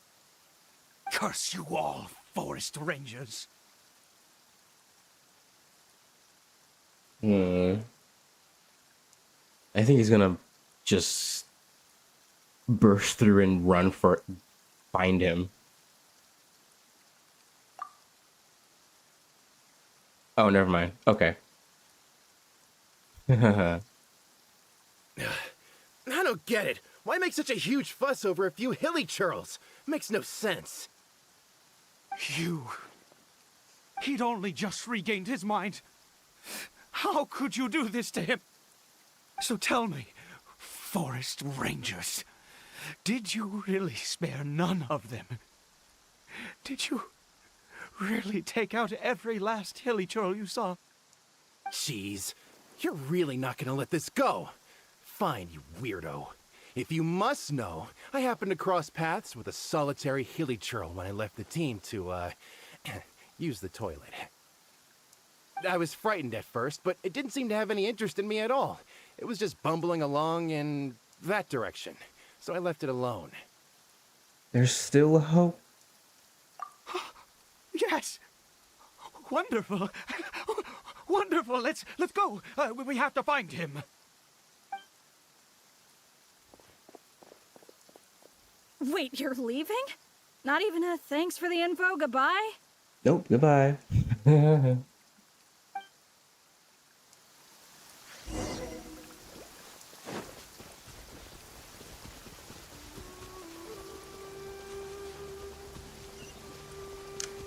There he be. I like how it's raining right now.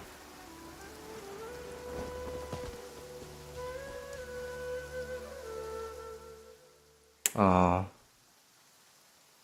Caribert! Found him. Caribert, stop! It's me! It's Papa! Whatever you saw, it was all a trick. An illusion. They can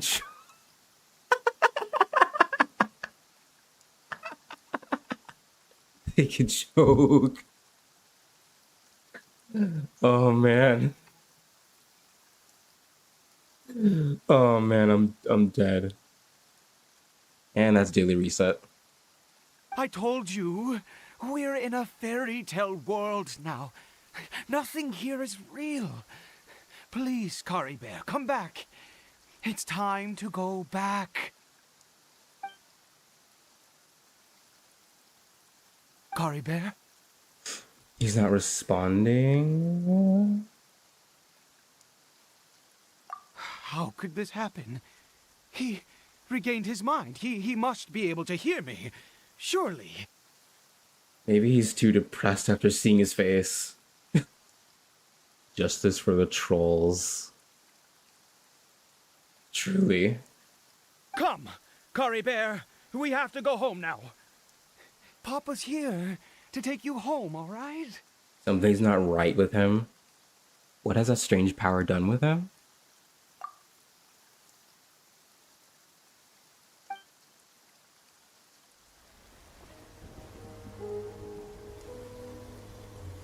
Papa? Caribert. Papa, I can't take it. Please, Caribert. It's my fault.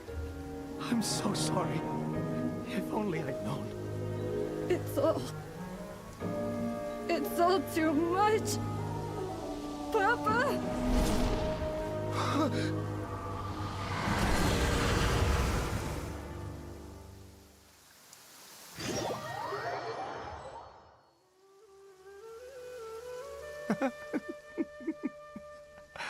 I see. I understand now. Finally, it all makes sense. It all makes sense.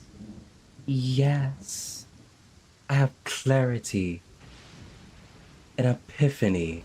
A eureka moment. Uh-oh. Oh no, I'm vibing with him too much. That's not good. What happened? Did I faint? I remember Caribert taking his mask off, but then... Ah, traveler, you're awake. Finally, we can rejoice together. Hey, traveler. You're finally awake. Wait, no. Why am I still calling you traveler? Oh, I have known your true identity for some time now. Say psych right now.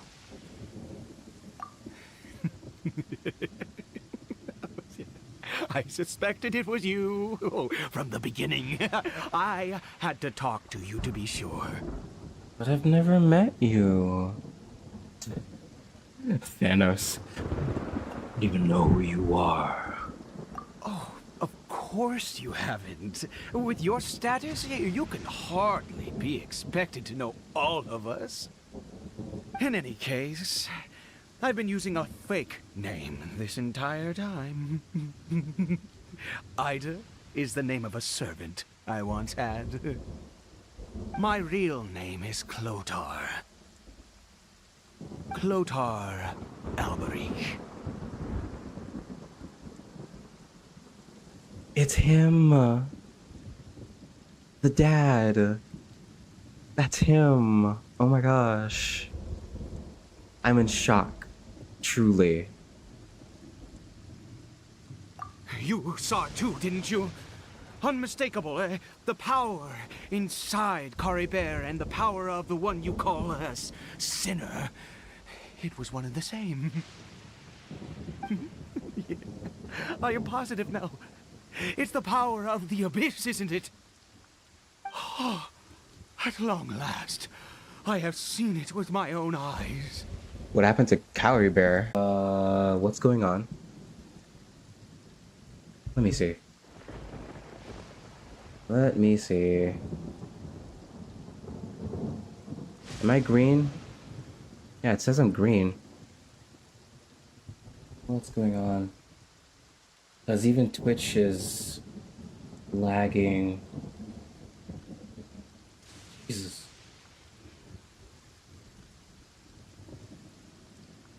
YouTube is not receiving enough video to maintain smooth streaming. Okay. Whatever. I don't know. I don't know what to do about that. Because I'm in the green on OBS. Caribert did not deserve his fate, but now... it's wonderful. He will be able to weave his own destiny anew. His own destiny. Loom of fate, perhaps? Born into abject sorrow, he shall now become the loom of fate. Oh. There's that term again, the loom of fate. You're right about this being from the abyss, but the abyss is sinister and dangerous. Huh? Sinister? Dangerous? Oh, I never imagined that you, of all people, would deny the abyss. How ridiculous! We once believed that you would bring new strength and hope to Conria.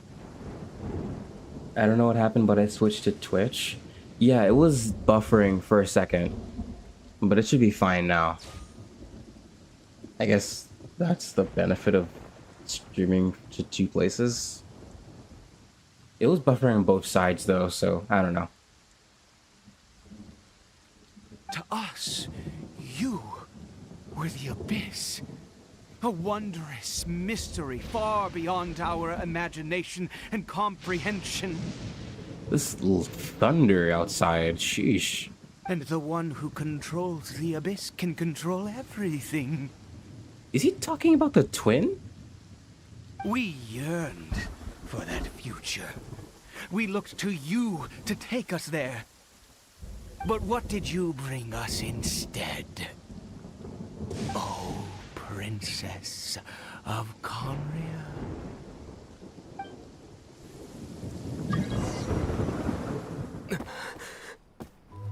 Why did he just call me?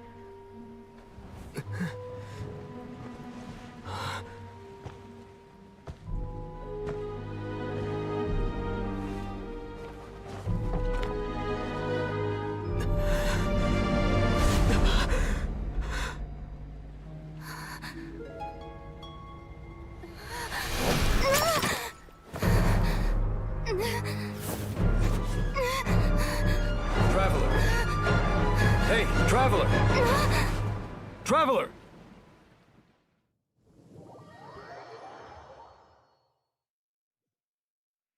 What? Oh, thank goodness you're awake. It'll make sense in a second. So, Paimon was worried sick! um, Traveler? can I enable timestamps in this little thing? What happened while you were unconscious? I checked the ley lines nearby. It appears that the Abyss tampered with them, and they've been in turmoil ever since. Information and memories flow within the ley lines. What did you witness? Everything. You mean Clotar Alberich? After founding the Abyss Order, his faith in the Abyss led him to do a great many things. But the curse of immortality continued to torment his body and mind. Okay, got it. And in the end, neither his faith nor the Abyss he worshipped could save him. Sasuke. After 100 years, he lost his mind completely and was never seen again. Now that after you mentioned it, I was like, yep, it's definitely Sasuke, but it's just barely. It's Sasuke with, in a different flavor. If that makes sense. Yet his dark legacy lived on. The defiled statue that we encountered previously was just one perverse product of his use of abyssal power during his life. And despite that, my sister ultimately sided with him, didn't she? You could say that. She wouldn't be the Abyss Order's princess otherwise. Are you alright? You have a troubled look on your face. What happened? I have a story to tell you.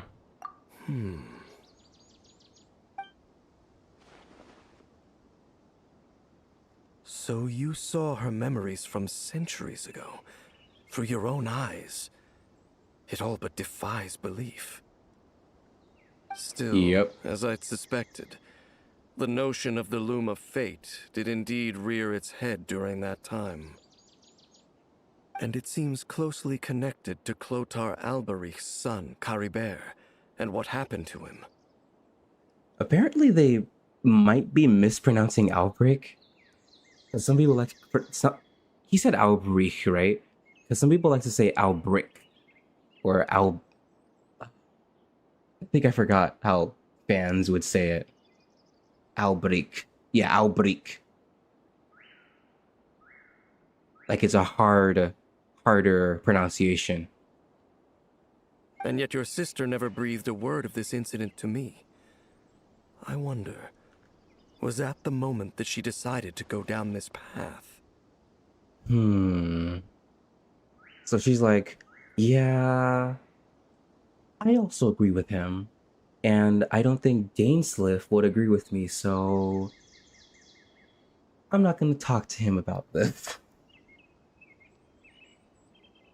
I also wish that I could know what she thought about all of this. But one thing is clear, this was not a happy memory. Indeed. Clearly, this series of events sparked a long period of deep contemplation. This was where it all began. Eliminator. Kill your sister. Oh, jeez, that would be such a dark ending.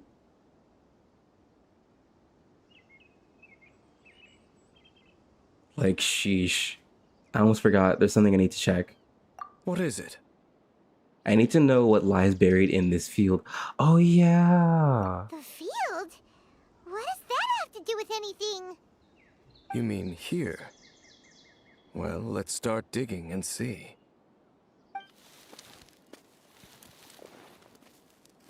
You scared the Duke out of Paimon! Did you rebury them yet? We're done. You can open your eyes now. A male and female skeleton, buried together. Interestingly, the male skeleton appears to have been interred much later, and it's holding a silk scarf in its hand. But what does this mean? And how did you know that there were bodies buried here? I think that the bones of the man belong to Clotar. What? That's impossible. Unless Clotar Alberich finally found a way to rid himself of the curse. It's possible, but we can't be entirely sure of that. Plus, what happened to his son?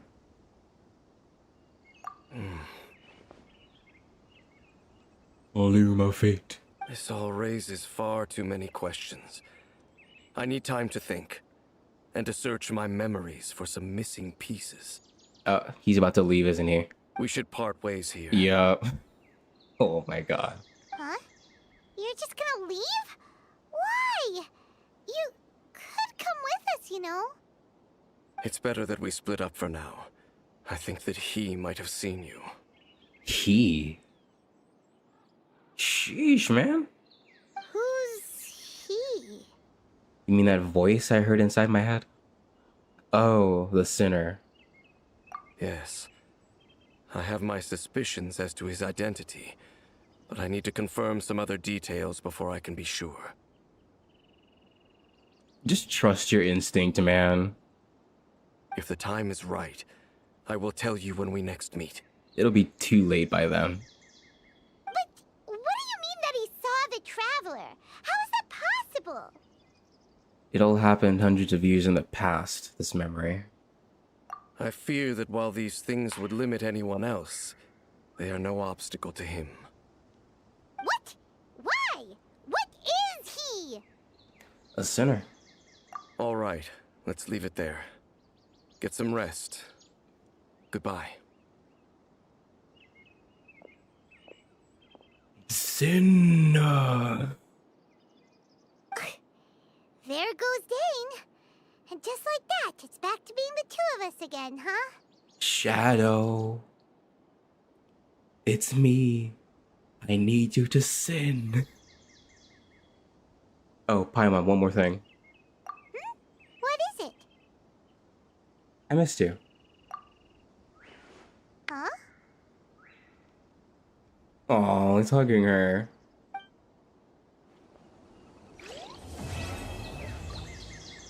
Oh, that's wholesome. Oh. Oh. Yes, my commission still counted. Hog. Okay. So I'm gonna explain a little bit what all that was. Since I already knew pretty much everything that was going to happen since I spoiled myself earlier. But it was still fun going through it again. And getting some little details back into my head. So basically, when the Traveler fell asleep and Paimon said she was going to watch over him for the night, or for however long, it's possible that there was a ley line nearby that gave him, that affected his memory or something like that, or maybe it's something. He just experienced a memory related to his sister. Oh, hi, Frankie's Reich? Right? What's up? How's it going? I just finished the quest, unfortunately, but I'm going over it right now. Yeah, so after he fell asleep, he basically experienced a memory from the twin. And the twin basically met the leader of the Abyss Order, or the founder of the Abyss Order. It seems like, and um, she witnessed, or he witnessed, if you play as the female traveler. Oh, you're still, wait, somebody's blocking your comment. Why is that there? I don't want that there. There we go. Are you still in Sumeru Archon Quest? Yes. I am very behind. I am very behind. And I'm trying my best. Let me just get these achievements. But it's a miracle granted by the sinner. Caribert.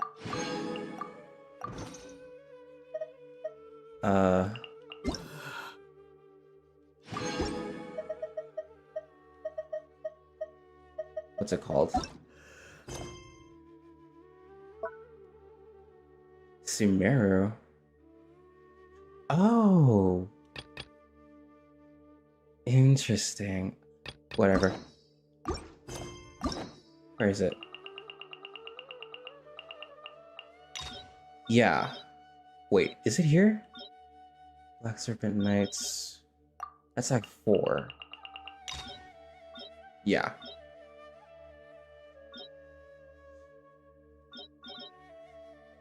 Was the best Archon quest in the entire game. Fontaine will be great experience for you. Oh, I bet. I already got Furina and what's his name? Nervalette, and they're like best friends for my account. I got Hydro Zhongli, I got the Hydro Bennett. They're so good.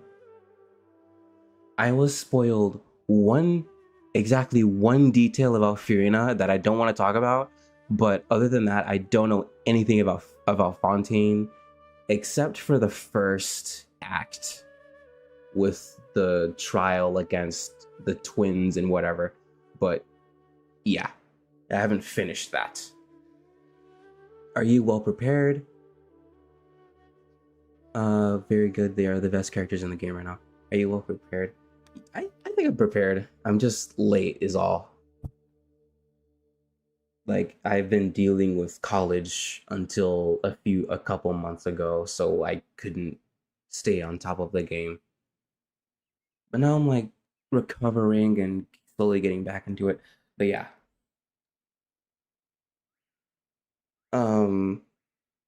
So the traveler's sibling experienced basically the founder of the Abyss Order going through all of that, and kind of her starting on her path toward the Abyss, because Luma, fate, and whatever. So when he saw her memories, then what?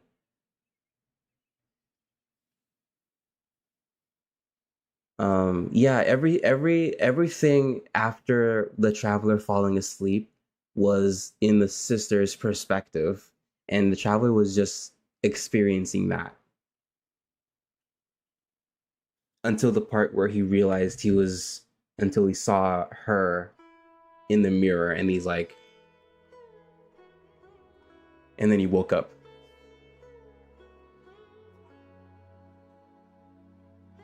So basically all of that, Clotar, who had his fake name of Aide, was like centuries ago. But it does give us context into who Kaya's dad was, and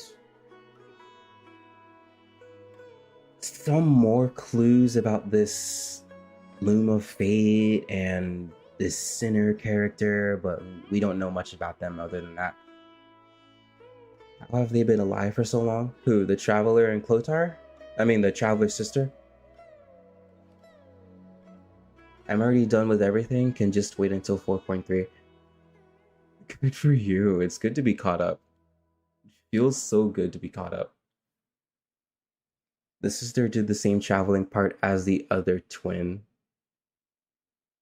That's the plot about the Archon quest that you did. Yeah. Yeah, so, it's basically implied that the travelers are kind of really powerful. You saw how they came to Teyvat on wings, right? And the traveler you play as has been asleep for around 500 years. So this basically tells you that besides the stasis sleep, the travelers are capable of living for a very long time. So they're kind of, if it wasn't for the unknown god sealing our powers at the beginning, it's possible that our powers would have been on par with maybe like an Archon or maybe a demigod at least, or even higher than that. I don't know, because I don't know where the travelers came from, but they're very powerful, and they're much older than they appear. They've traveled from many worlds before Teyvat. So 500 years is like nothing. But the plot in the Fontaine is the highlight that you are looking for in the big plot. Interesting. I did hear that Fontaine kind of talks about the Descenders a little more. The Descenders being like characters that kind of drop into Teyvat from outside of the world. Beside the travelers. So I'm interested to learn more about that. All questions will be answered in Fontaine. All you're talking about right now. Well, that's good.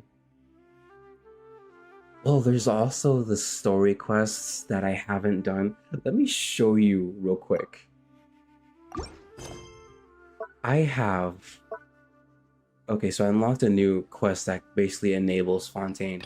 I have in version of Genesis, that's the Scaramouche Redemption quest. I'm pretty... yeah. Yeah, that's a Scaramouche quest. I have... Hutao. Jingcha. I accidentally activated Yai's quest. The event quest, so that doesn't count. And all these world quests.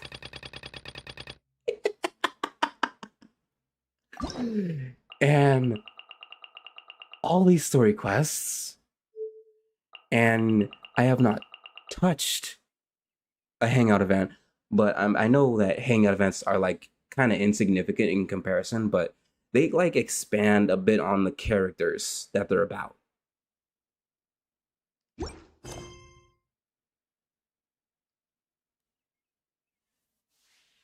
I have no idea if I'm gonna stream all of it.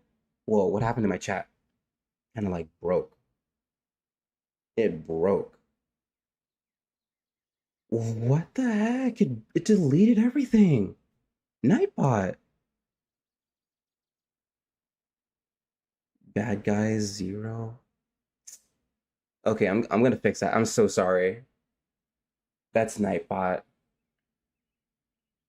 Yeah, you can keep chatting as normal, but that's just Nightbot being overly... Wait.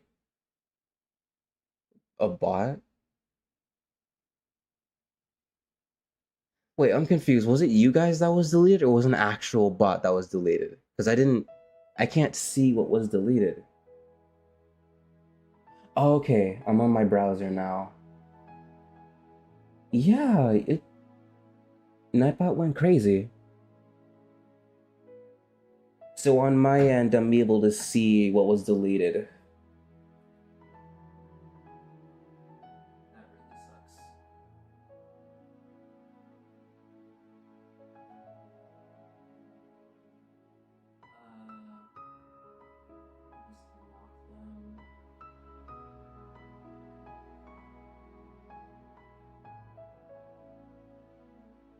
Scaramouche quest is counting to Sumeru's main quest. Don't trust robots. Here's the reason. Nightbot deletes. That's why bots are not trustable. I mean, yeah, it's probably just my rules for Nightbot are too strong. I haven't actually configured my settings for Nightbot in a long time. So this gives me a great excuse to go back to doing that. But yeah. I don't think I have a terrible amount to catch up with if I were to exclude the story quests. It's just I'm not entirely sure how much of it I want to stream. Maybe I'll stream all of it. Maybe. Except the wool quests, because those are like not voiced. That's why human mods are trustful. Yeah.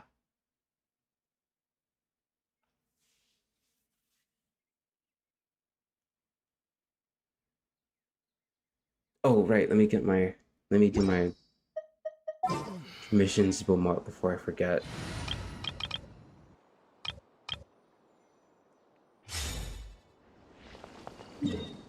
Did it do it again?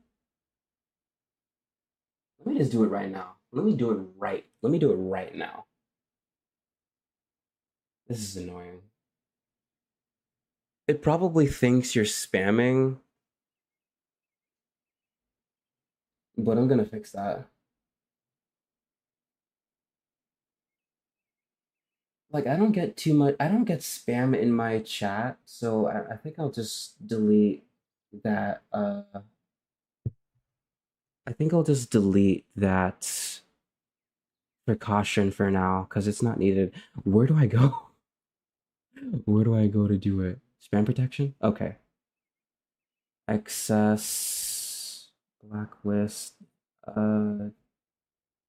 excess emotes, links, symbols, caps. Huh? I don't get it. There's nothing about like excess like spam.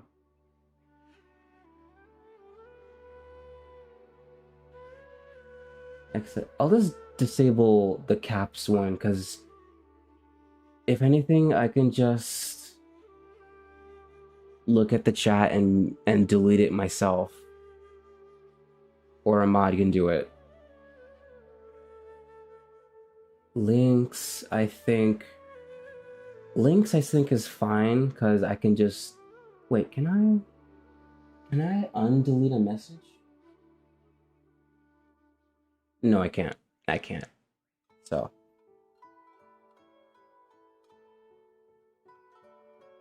I'll just disable that.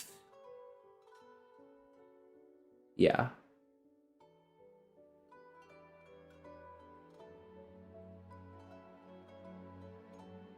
Symbols, emotes. This is not very robust. Wait, no, I can just increase the limit. There we go. Yeah.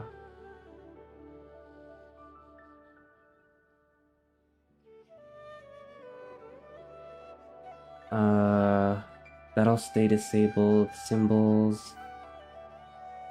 I'll increase that.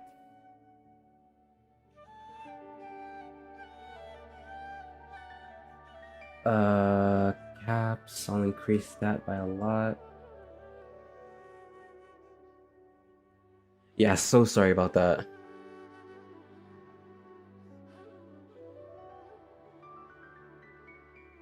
You can start talking again if you were like afraid of being smacked with the mod hammer again. But I think I'm gonna end this stream soon since it's like 4:30. Emotes, caps. Let me just make sure one more time. So that's like that. Okay.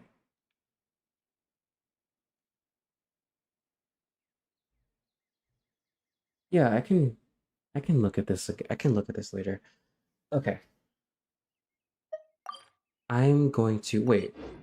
Why isn't my oh, that's why. Very nice.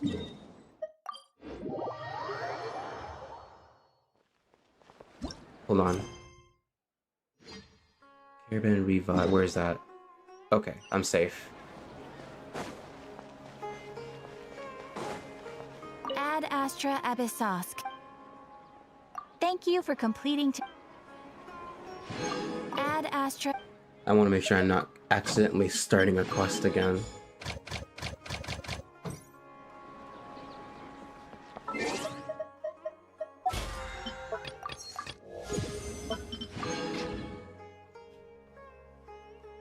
But yeah,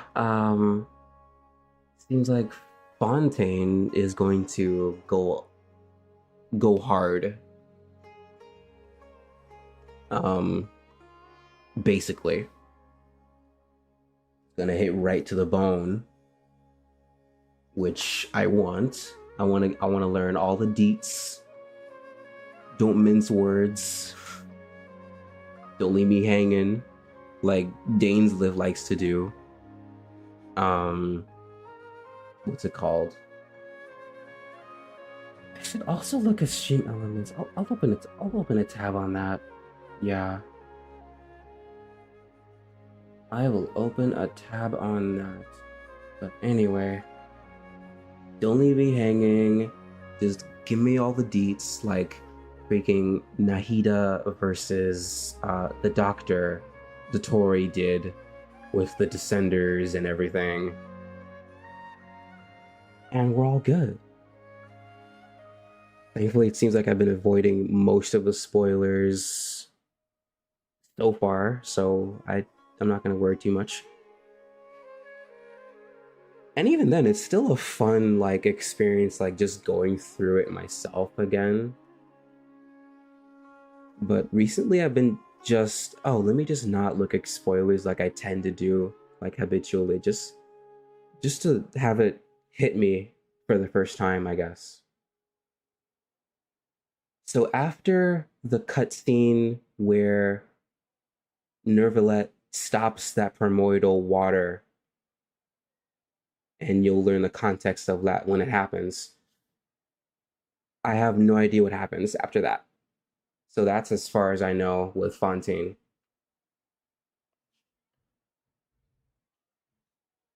And I guess the next thing I should do is this, since this is its own thing.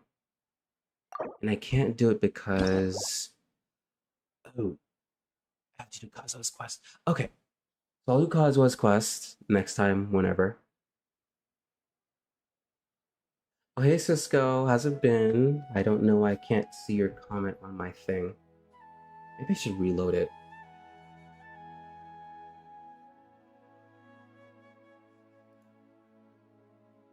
Oh, because you're on Twitch. There we go. He knows what happens. All I know about Kazuha's quest is that it involves a red sword and a guy and a spirit or something like that. Like it's a whole thing.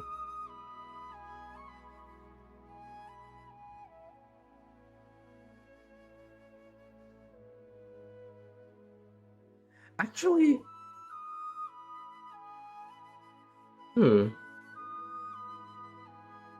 I think, just for fun, and this is going to be at my own detriment, really, I'm going to finish the last part of... Where is it? Where is it? Why doesn't it show up? I'm going to finish the last part of this quest, since I actually got pretty interested in it. So for the context, this story involves a kid who has been diagnosed with a serious bit of like loneliness that is so strong that you develop delusions about, you know, you fall into a fantasy world. It's like a form of depression. So Fremine, the kid in blonde here, has been commissioned by the kid's mother to create basically a living version of that fantasy in order to like reach the kid and like bring him out of his little like stupor, hopefully. And we're on like the cusp of like seeing what's gonna happen. Where's the... Okay. The end of the fantastical adventure approaches. At its final destination, will Madame Zuria's child get better, as y'all hope? I have no clue. I have no clue. Let me switch back to Traveler. Teams are crazy. Oh, Thelxie, by the way, is incredibly adorable. Oh, I can't talk to him. Hey, Fremine! Thelxie! We're here! I thought Thelxie was gonna make a noise, but... Hello, Paimon. Hello, Traveler. There we go. Is the crown ready? Yes, we're just waiting for Zuria now. She hasn't arrived yet. Then let's wait for her a little while. Or actually, maybe we can go find her. It's not too far from here anyway. Didn't she say she just lives on the hill over there? Hey, Traveler, Paimon. Who's this? Oh, and speaking of... Found you two at long last. I'm so glad that you both are all right. It's Delaroche. My best friend. For context, Delaroche is like the leader of the Fontaine Fishing Association. And I had a whole like quest where I had to help her figure out why she isn't actually catching any fish. She is a ray of sunshine. Huh? Why are you here, Miss Delaroche? And what could have happened to us? What could have happened? That water imp Thelxie, of course.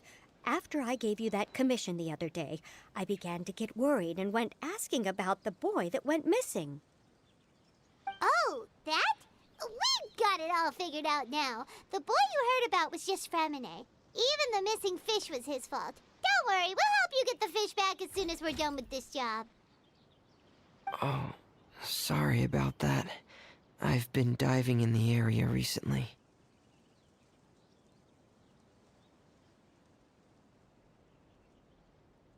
Okay. So like the way the whole quest started was that Delaroche couldn't get fish again, but that was because Fremine was testing out Thelxie the penguin underwater and it was making a lot of noise. Huh? Fremine? Diving? No, that's not what happened at all. I've heard a completely different account. What I was told is that about a month ago, a child tied a bunch of heavy seashells onto his body and walked into this open stretch of water. He never came back. What could that be if not that water imp's work? Are you sure? 100% sure. I've confirmed the account with several veteran fishermen I know. The child was only 8 years old. His name was Lescaut. Lescaut Destray. Wait. Destray? Wait, Lescaut Destray? Hold up. Yeah, that's the name. They say the family took on the name after moving to the city from a place called Stray. Anyway, his mother is a pretty famous art dealer, while his father passed away from an accident many years ago. I didn't know any of that. So if I remember correctly, Zuria's last name is Destray. I could be wrong. Well, naturally, his mother was devastated by the incident and fell terribly ill. It's said that she left the court of Fontaine, and no one knows where she's gone. Could be wrong. It can't Yeah. be, right? Lesko Destray? Zuria Destray? It must be some sort of a coincidence? We need to get this sorted. Because the mother was so happy with us helping her make this creation, and she even had a whole art book. She wanted to draw in this little art book so she can show the finished product to the son to, like, you know, help him. Oh my gosh. What happened? I'm sorry, miss. We've got to go check on something right now. Oh, I see. Well, you go on ahead. I just came to make sure that you're both all right. I'll head back then. Please remember to take care.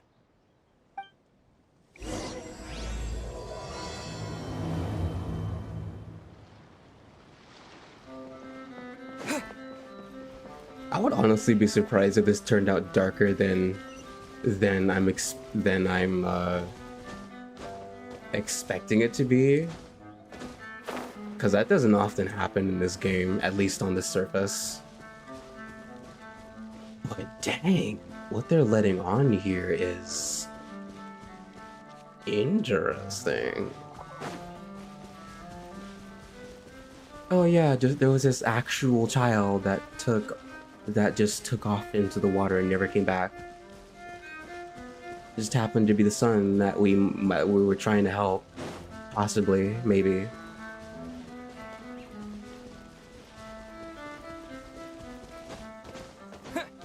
Oh wait, I forgot to get my hydro vision. Oh, I forgot. Oh, so sad.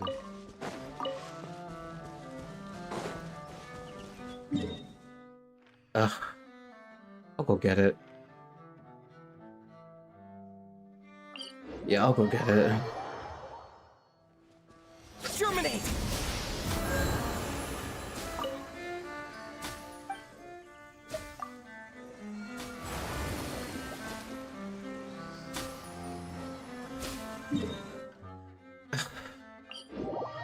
It's just, I don't like the hydro vision for the traveler. It is not good.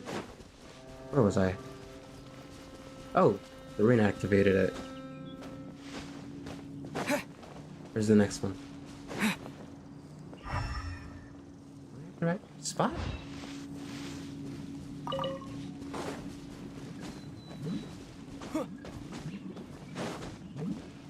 Huh. So I did that for nothing.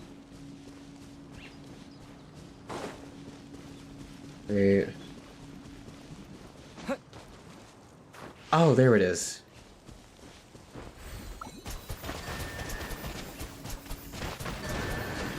Water jet! Okay. Let's wait all 10 seconds to do my skill again. There was a third one, right? Or was that it?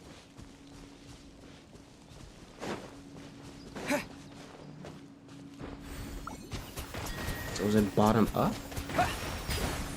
No? I don't get it.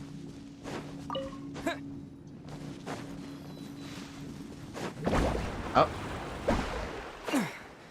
Huh?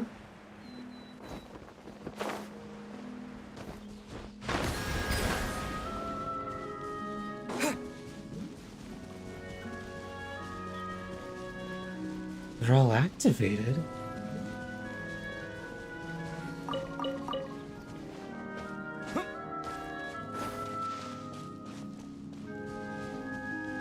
I'm so sidetracked right now, it's not even funny.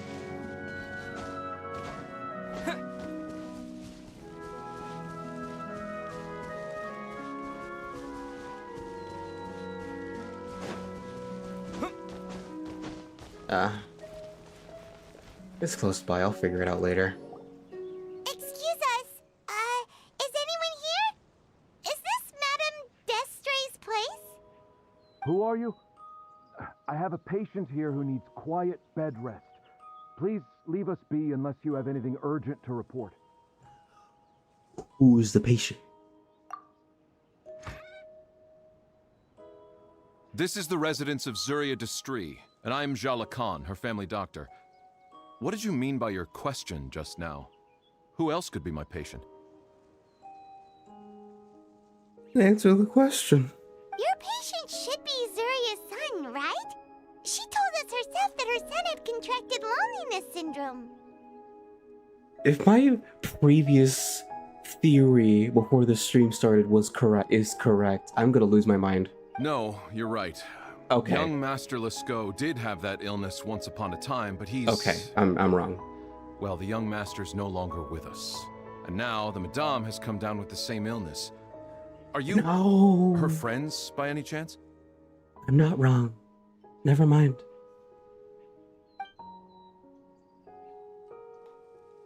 Oh. So, when she had requested time to go out over the past few days, it was so she could spend them with you. Sheesh. Oh, man. So, if I'm understanding this right, the one who's suffering from uncontrollable delusions is the Madame herself? She believes her son is still alive? What a plot twist. That is correct.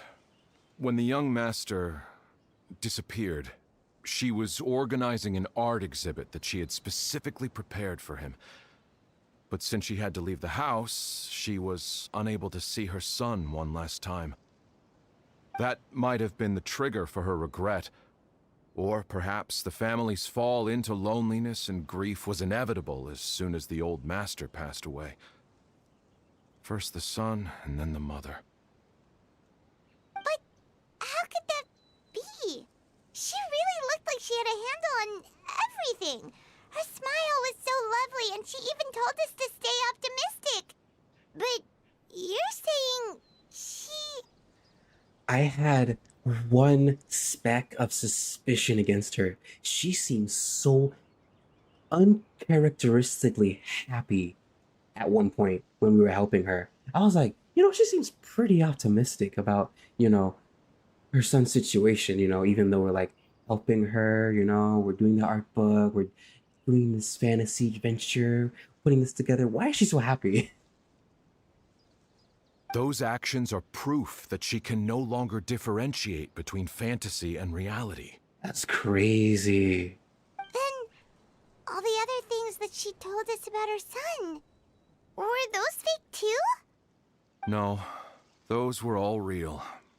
Although, they were all things that happened before the young master left us for good.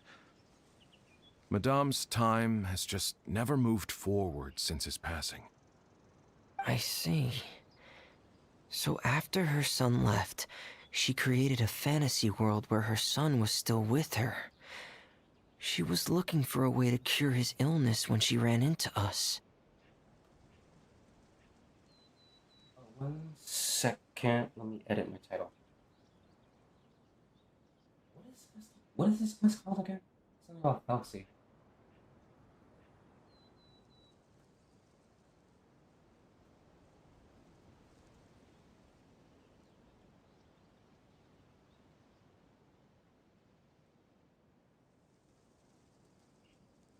I'll find out after the cutscene.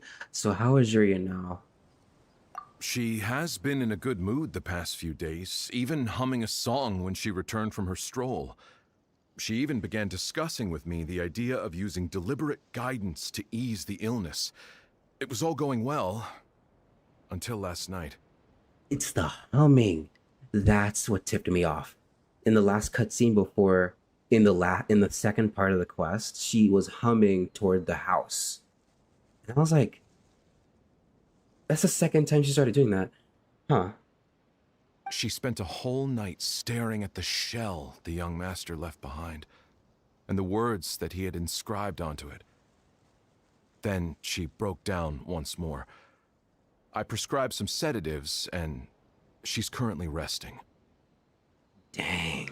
But then what should we do? How can we help her? There has to be something we can do. We got a plan B. Don't panic, Paimon. Even though this is a devastating piece of news, we must all calm down first. What should we do? I need to think. I need to remember the old house of the hearth, and the children who lived in it. Those patients, and what their doctors said back then. What if... Dr. Jalacan, have you seen a picture book? The Madame should have brought it back with her. Are you thinking about trying the guidance therapy she talked to me about before? It's worth a shot. I'll go get the book. Smart Yes, thinking. this is it. We still need to finish the adventure and the picture book. Correct. That's right. If what Dr. Jalacan said was true, the past few days have been very helpful to Zuria, so we should complete this journey. Ugh, it's 5 a.m. now. We need to show her that her child has found a happy ending in the world of her dreams. But wouldn't that just make it harder for her to accept reality? One must first face reality before accepting it. The Madame has been crushed by her feelings of grief and can no longer bring herself to face reality. Our first priority would be to get her out of this state. Right. Before today, I had thought she wanted to use Thelxie's fantastic adventures to save her son. But now, I think she might need it to save herself. She's fantastic.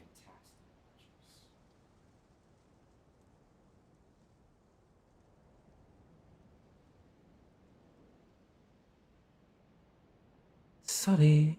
And if we could complete it, we should be able to give her some feeling of inspiration and closure.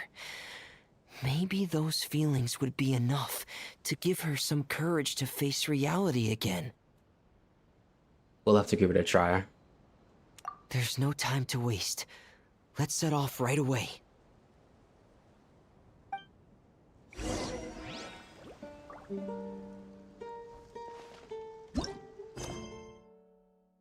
Thelxie's Fantastic Adventures. Yep. So the thing I was thinking about was true. It was Zuria herself that needed help. That is crazy. But it's not too crazy when you think about it. It's like I said before, a form of depression. I don't want to assume too much, but yeah. In the depths of the lair of evil, the scary undersea monsters are invading the home of the water imps. Warriors, set up your adventuring team and join forces with Prince Thelxie to expel these dastardly intruders.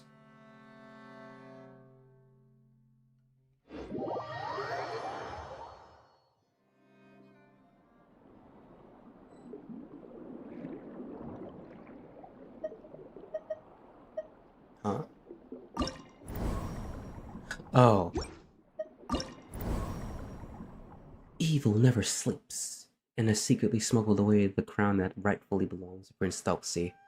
Warriors, defeat the abominable thieves and take back Thelxie's crown. I think I'll use Traveler for this one.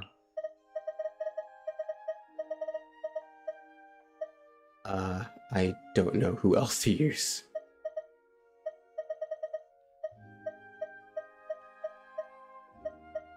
I'll just stick with what I had before.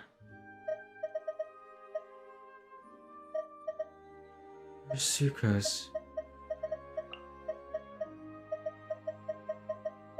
Where's the rest of them? Okay.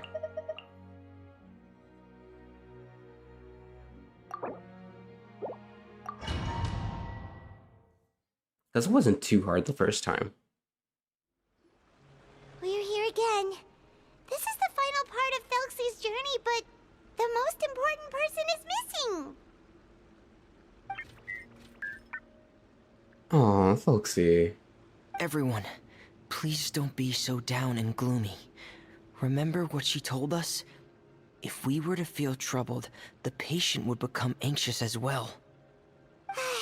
You're right. Paimon needs to smile. If we have to give something to Zuria, it should be our smiles. We have to keep smiling as we finish this adventure. And then she'll be able to recover, right, everyone? I'm sure she will. Yeah, I'm sure she will. Oh. Be careful, brave adventurers. Here come the evil monsters that stole the crown. There! Defeat these Cyclops! Let's beat them up! Going on! Oh no!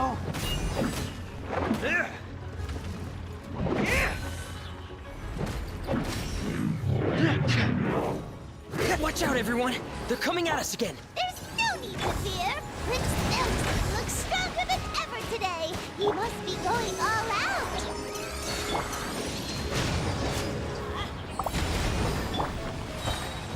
Witness my great undertaking!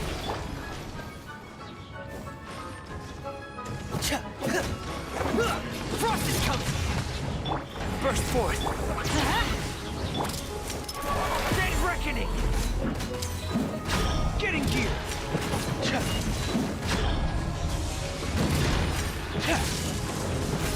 Frost is coming! Remedy is kind of base, not gonna lie. Let's light it up! Oh, this is the final enemy, right? We'll reclaim the crown for you now, Your Highness!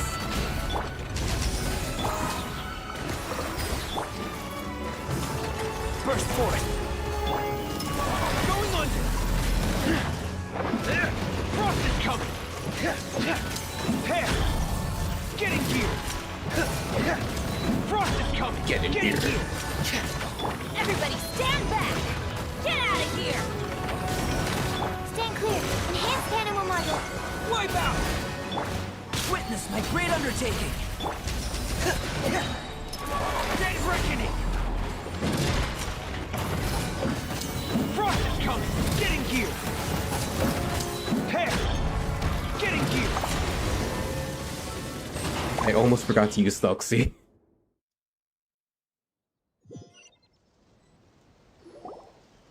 I'm sorry. I have to go. I made a promise to my friends, and I'm already very late. But, Madame, you're still... Don't try to stop me. Today's the most important day for treating Thelxie. We'll use the guidance method. Didn't you also say that you think it'd work? This is taking on a whole different context now. I'm not trying to stop you, Madame. It's just... Could you tell me the name of your child? Dr. Jalacan, how can you forget the name of your own patient? His name is Thelxie. He's the prince of the kingdom of water imps. We will go today to reclaim his crown and attend his coronation ceremony. Oh no. I see. Madame, please rest assured, everything is still on schedule. Your friends have already departed to find... Wait, look. They've already returned. Zuria! Zuria! We've retrieved the crown! Paimon, everyone, have you really? Yes, but the coronation ceremony still hasn't taken place, because we felt like you should be the one to preside over it. Wonderful! How wonderful! Thelxie, my child, are you hearing this? Everything you lost will now come back to you, and soon, very soon, you will never be lonely again. Oh, real quick, another thing I noticed that was strange about this lady. In the previous quests, ever since she was introduced to Thelxie, she kept looking at him when she referred to her son, and I was like, the first time I ignored it. The second time, Thelxie responded whenever she like referred to her son, and I was like, wait a minute, what's going on here? Is she like projecting, or is she just using, or she just like is for nothing? Like, this is nothing. Am I worrying too much? But no, she's made Thelxie her son because she doesn't want to lose him. She doesn't want to. Oh my gosh. And the last page of the picture book. It's still waiting for you to illustrate in color. Right, the picture book. The picture book. But I don't know what I should put on the last page. Don't worry, Thelxie and his friends all know what should go on it. Get ready, Zuria. We'll describe everything for you. Okay, okay. She sounds so anxious. At last, Thelxie and his friends were able to drive off the final invading monsters and achieve a dashing victory. Their success was complete, and the recovered crown resplendent. The water imps, finally returning to their homes, showered the prince with love and applause as he greeted them. They once again offered their precious shells to the prince and reconstructed the rainbow bridge of old. As he watched the scene unfold, the prince could not help but be touched by its beauty. Moved by everyone's happiness, the prince stepped onto the rainbow bridge and took a good look at all the friends who had gone on the journey with him. There stood the traveler, Goddess Paimon, Fremine, and... Huh? Where's the last person? The prince looked frantically around, but could not find the person he wanted to see most. At that moment, the person suddenly appeared on the other side of the bridge. She walked towards him with a smile and slowly lifted her veil. The prince could not hold back his tears. He recognized then that the mysterious person that had been by his side the whole time was none other than his mother. Zuria walked across the bridge and placed the crown above the prince's head.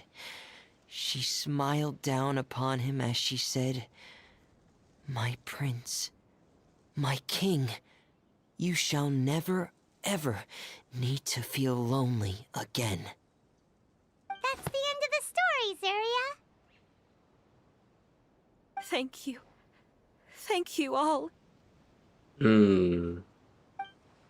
I am so sorry, my child. Maman should have spent more time with you. Did you hear the story? You'll never have to feel lonely again.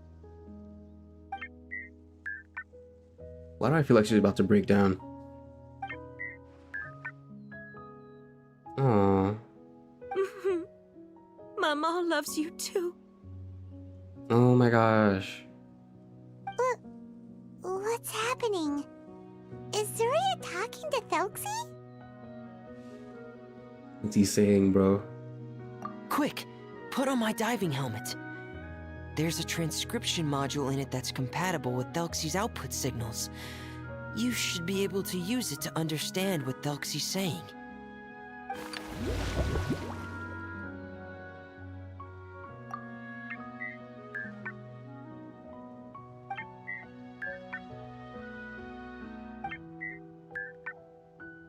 Oh my gosh.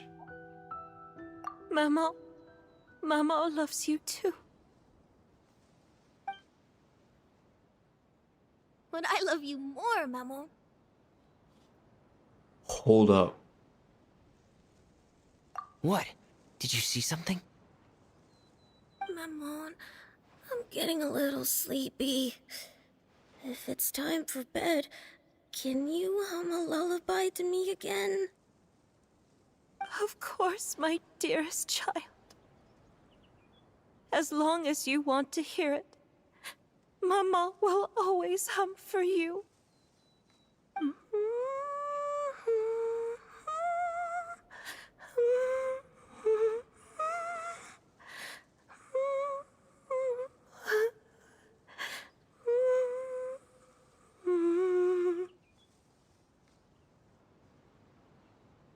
Oh man.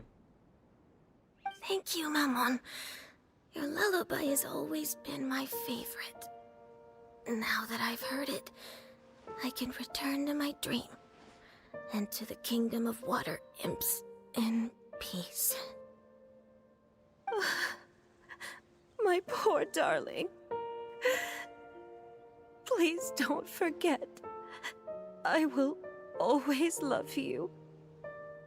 My love is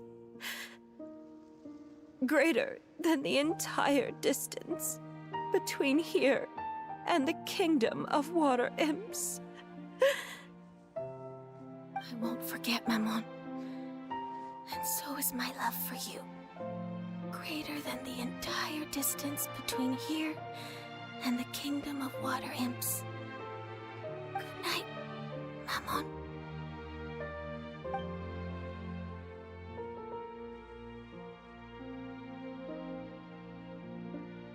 Oh man.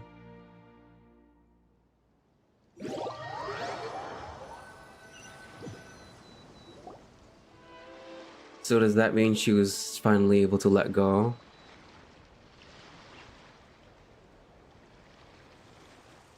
I mean, that's good, what they did. So that also means Femine was also right about his helmet. Being able to see things.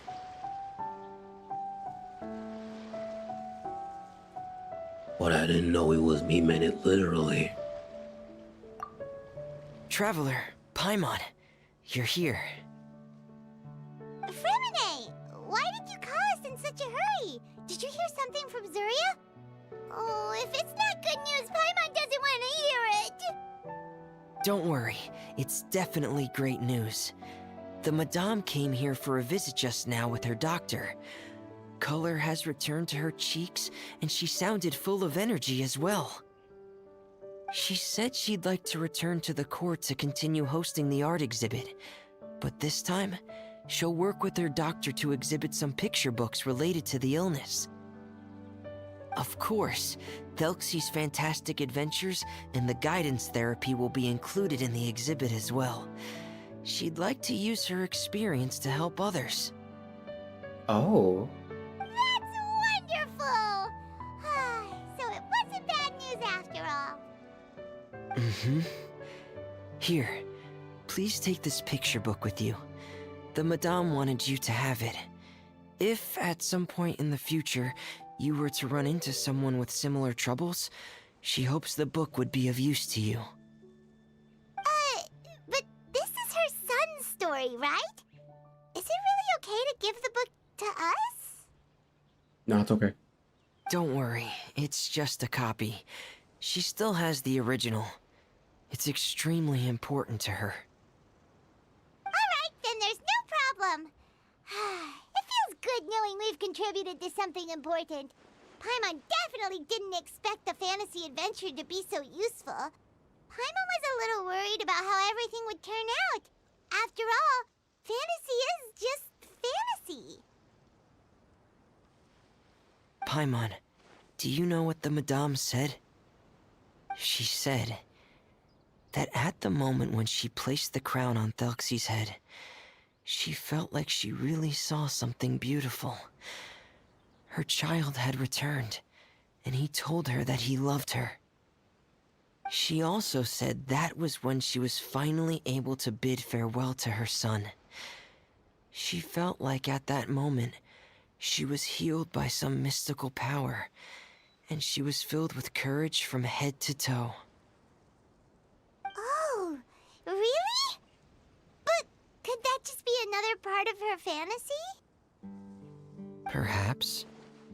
But if fantasy is just fantasy, and the fantasy world is not real, then how could it still grant us these powers that we can continue to use in the real world? So perhaps fantasy is not just fantasy after all. But what else can it be? It's energy. A descent of the fairy tale world into the real world. At that time, the wondrous fairy tale temporarily became reality and influenced real things in our world. That has to be what happened. You saw it too, didn't you? What? That can't be what happened, right? There's just no way. Wouldn't it be like a miracle if that really happened? Yet again, proving Fremine's point. He mentioned miracles too. Yes, I suppose that would be a miracle. I hope that everyone who's found themselves in a dark place would be able to see something beautiful and experience a miracle for themselves.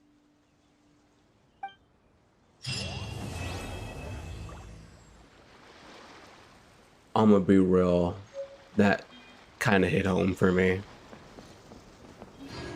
Cause... Wait, let me look at this picture book.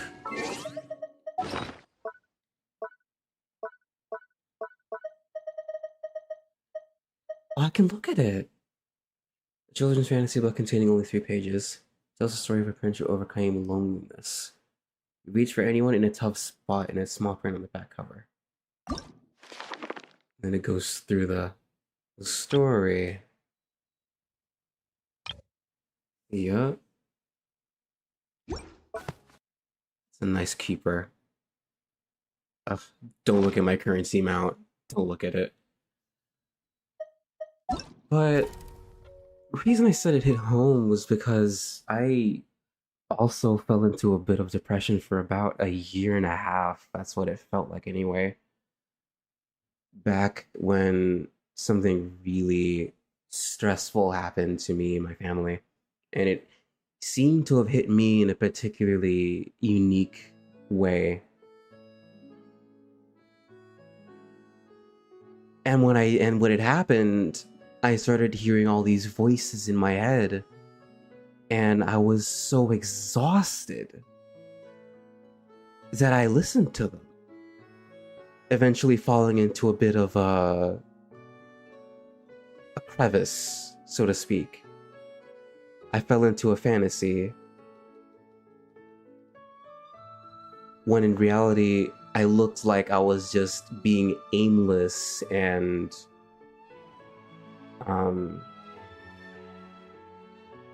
silent, and kind of just not myself. It feels impossible to really articulate because of all the things I felt. But I guess all the pain and anxiety that I went through, I don't think I'd have been able to recover had it not been for the family that I have.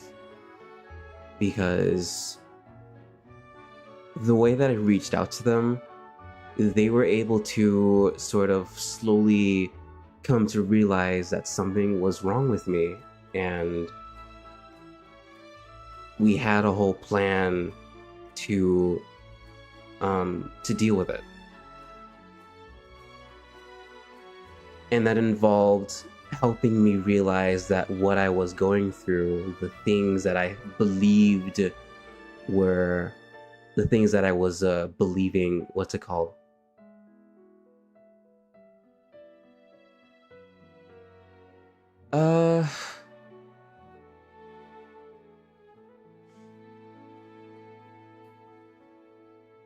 The world that I was in, that I had to be taken out of, required a bit of a perspective shift.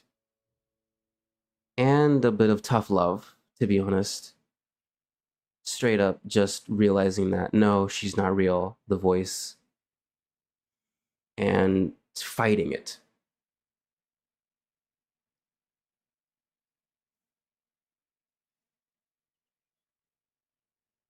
So as much as I love the angst and darkness that comes in certain stories that I like to read and play through sometimes, I do like the happy ending that this one got, all things considered.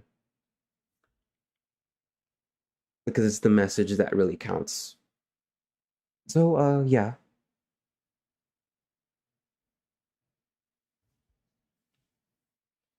I just hope that whoever else might be going through a depressive period also finds a light for them so that they don't have to deal with it alone. Because that's really the hardest part. You feel like you're truly alone.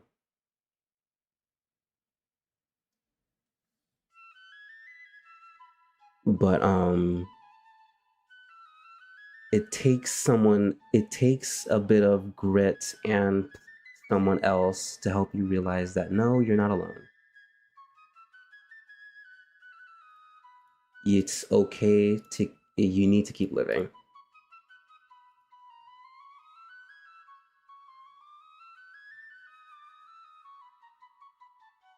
Alright, I think I'll end this stream. I am sweating like a madman. I don't know why. It's winter. Please give me some room temperature.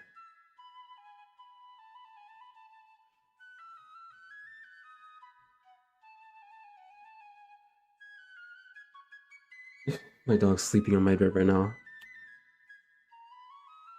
But yeah, if anyone's wondering, I'm completely fine. I'm like I've dealt with it.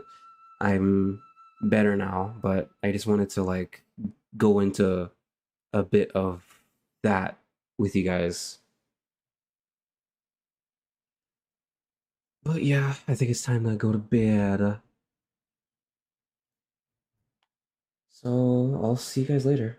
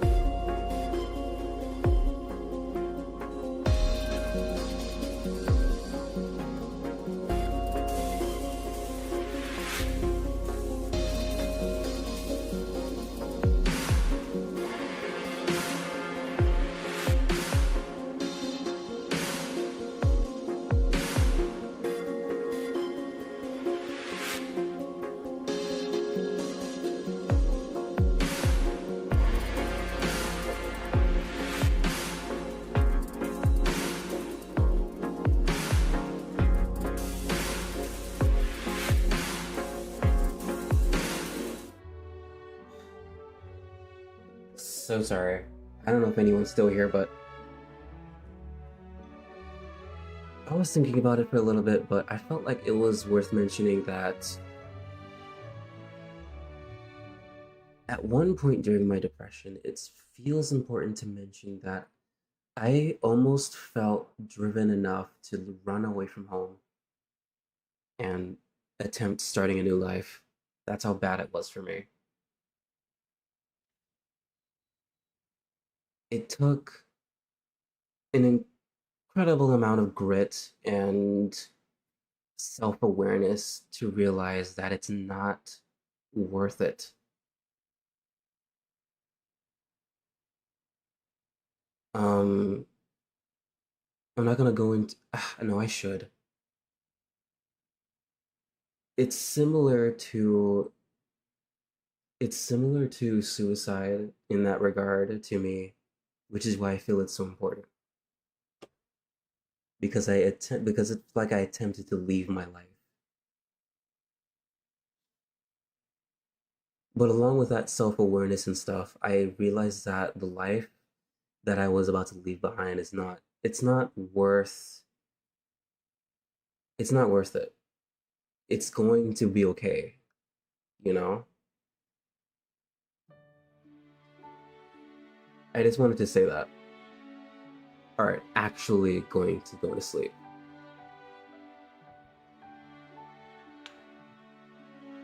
And always, it's always worth reaching out. Yep.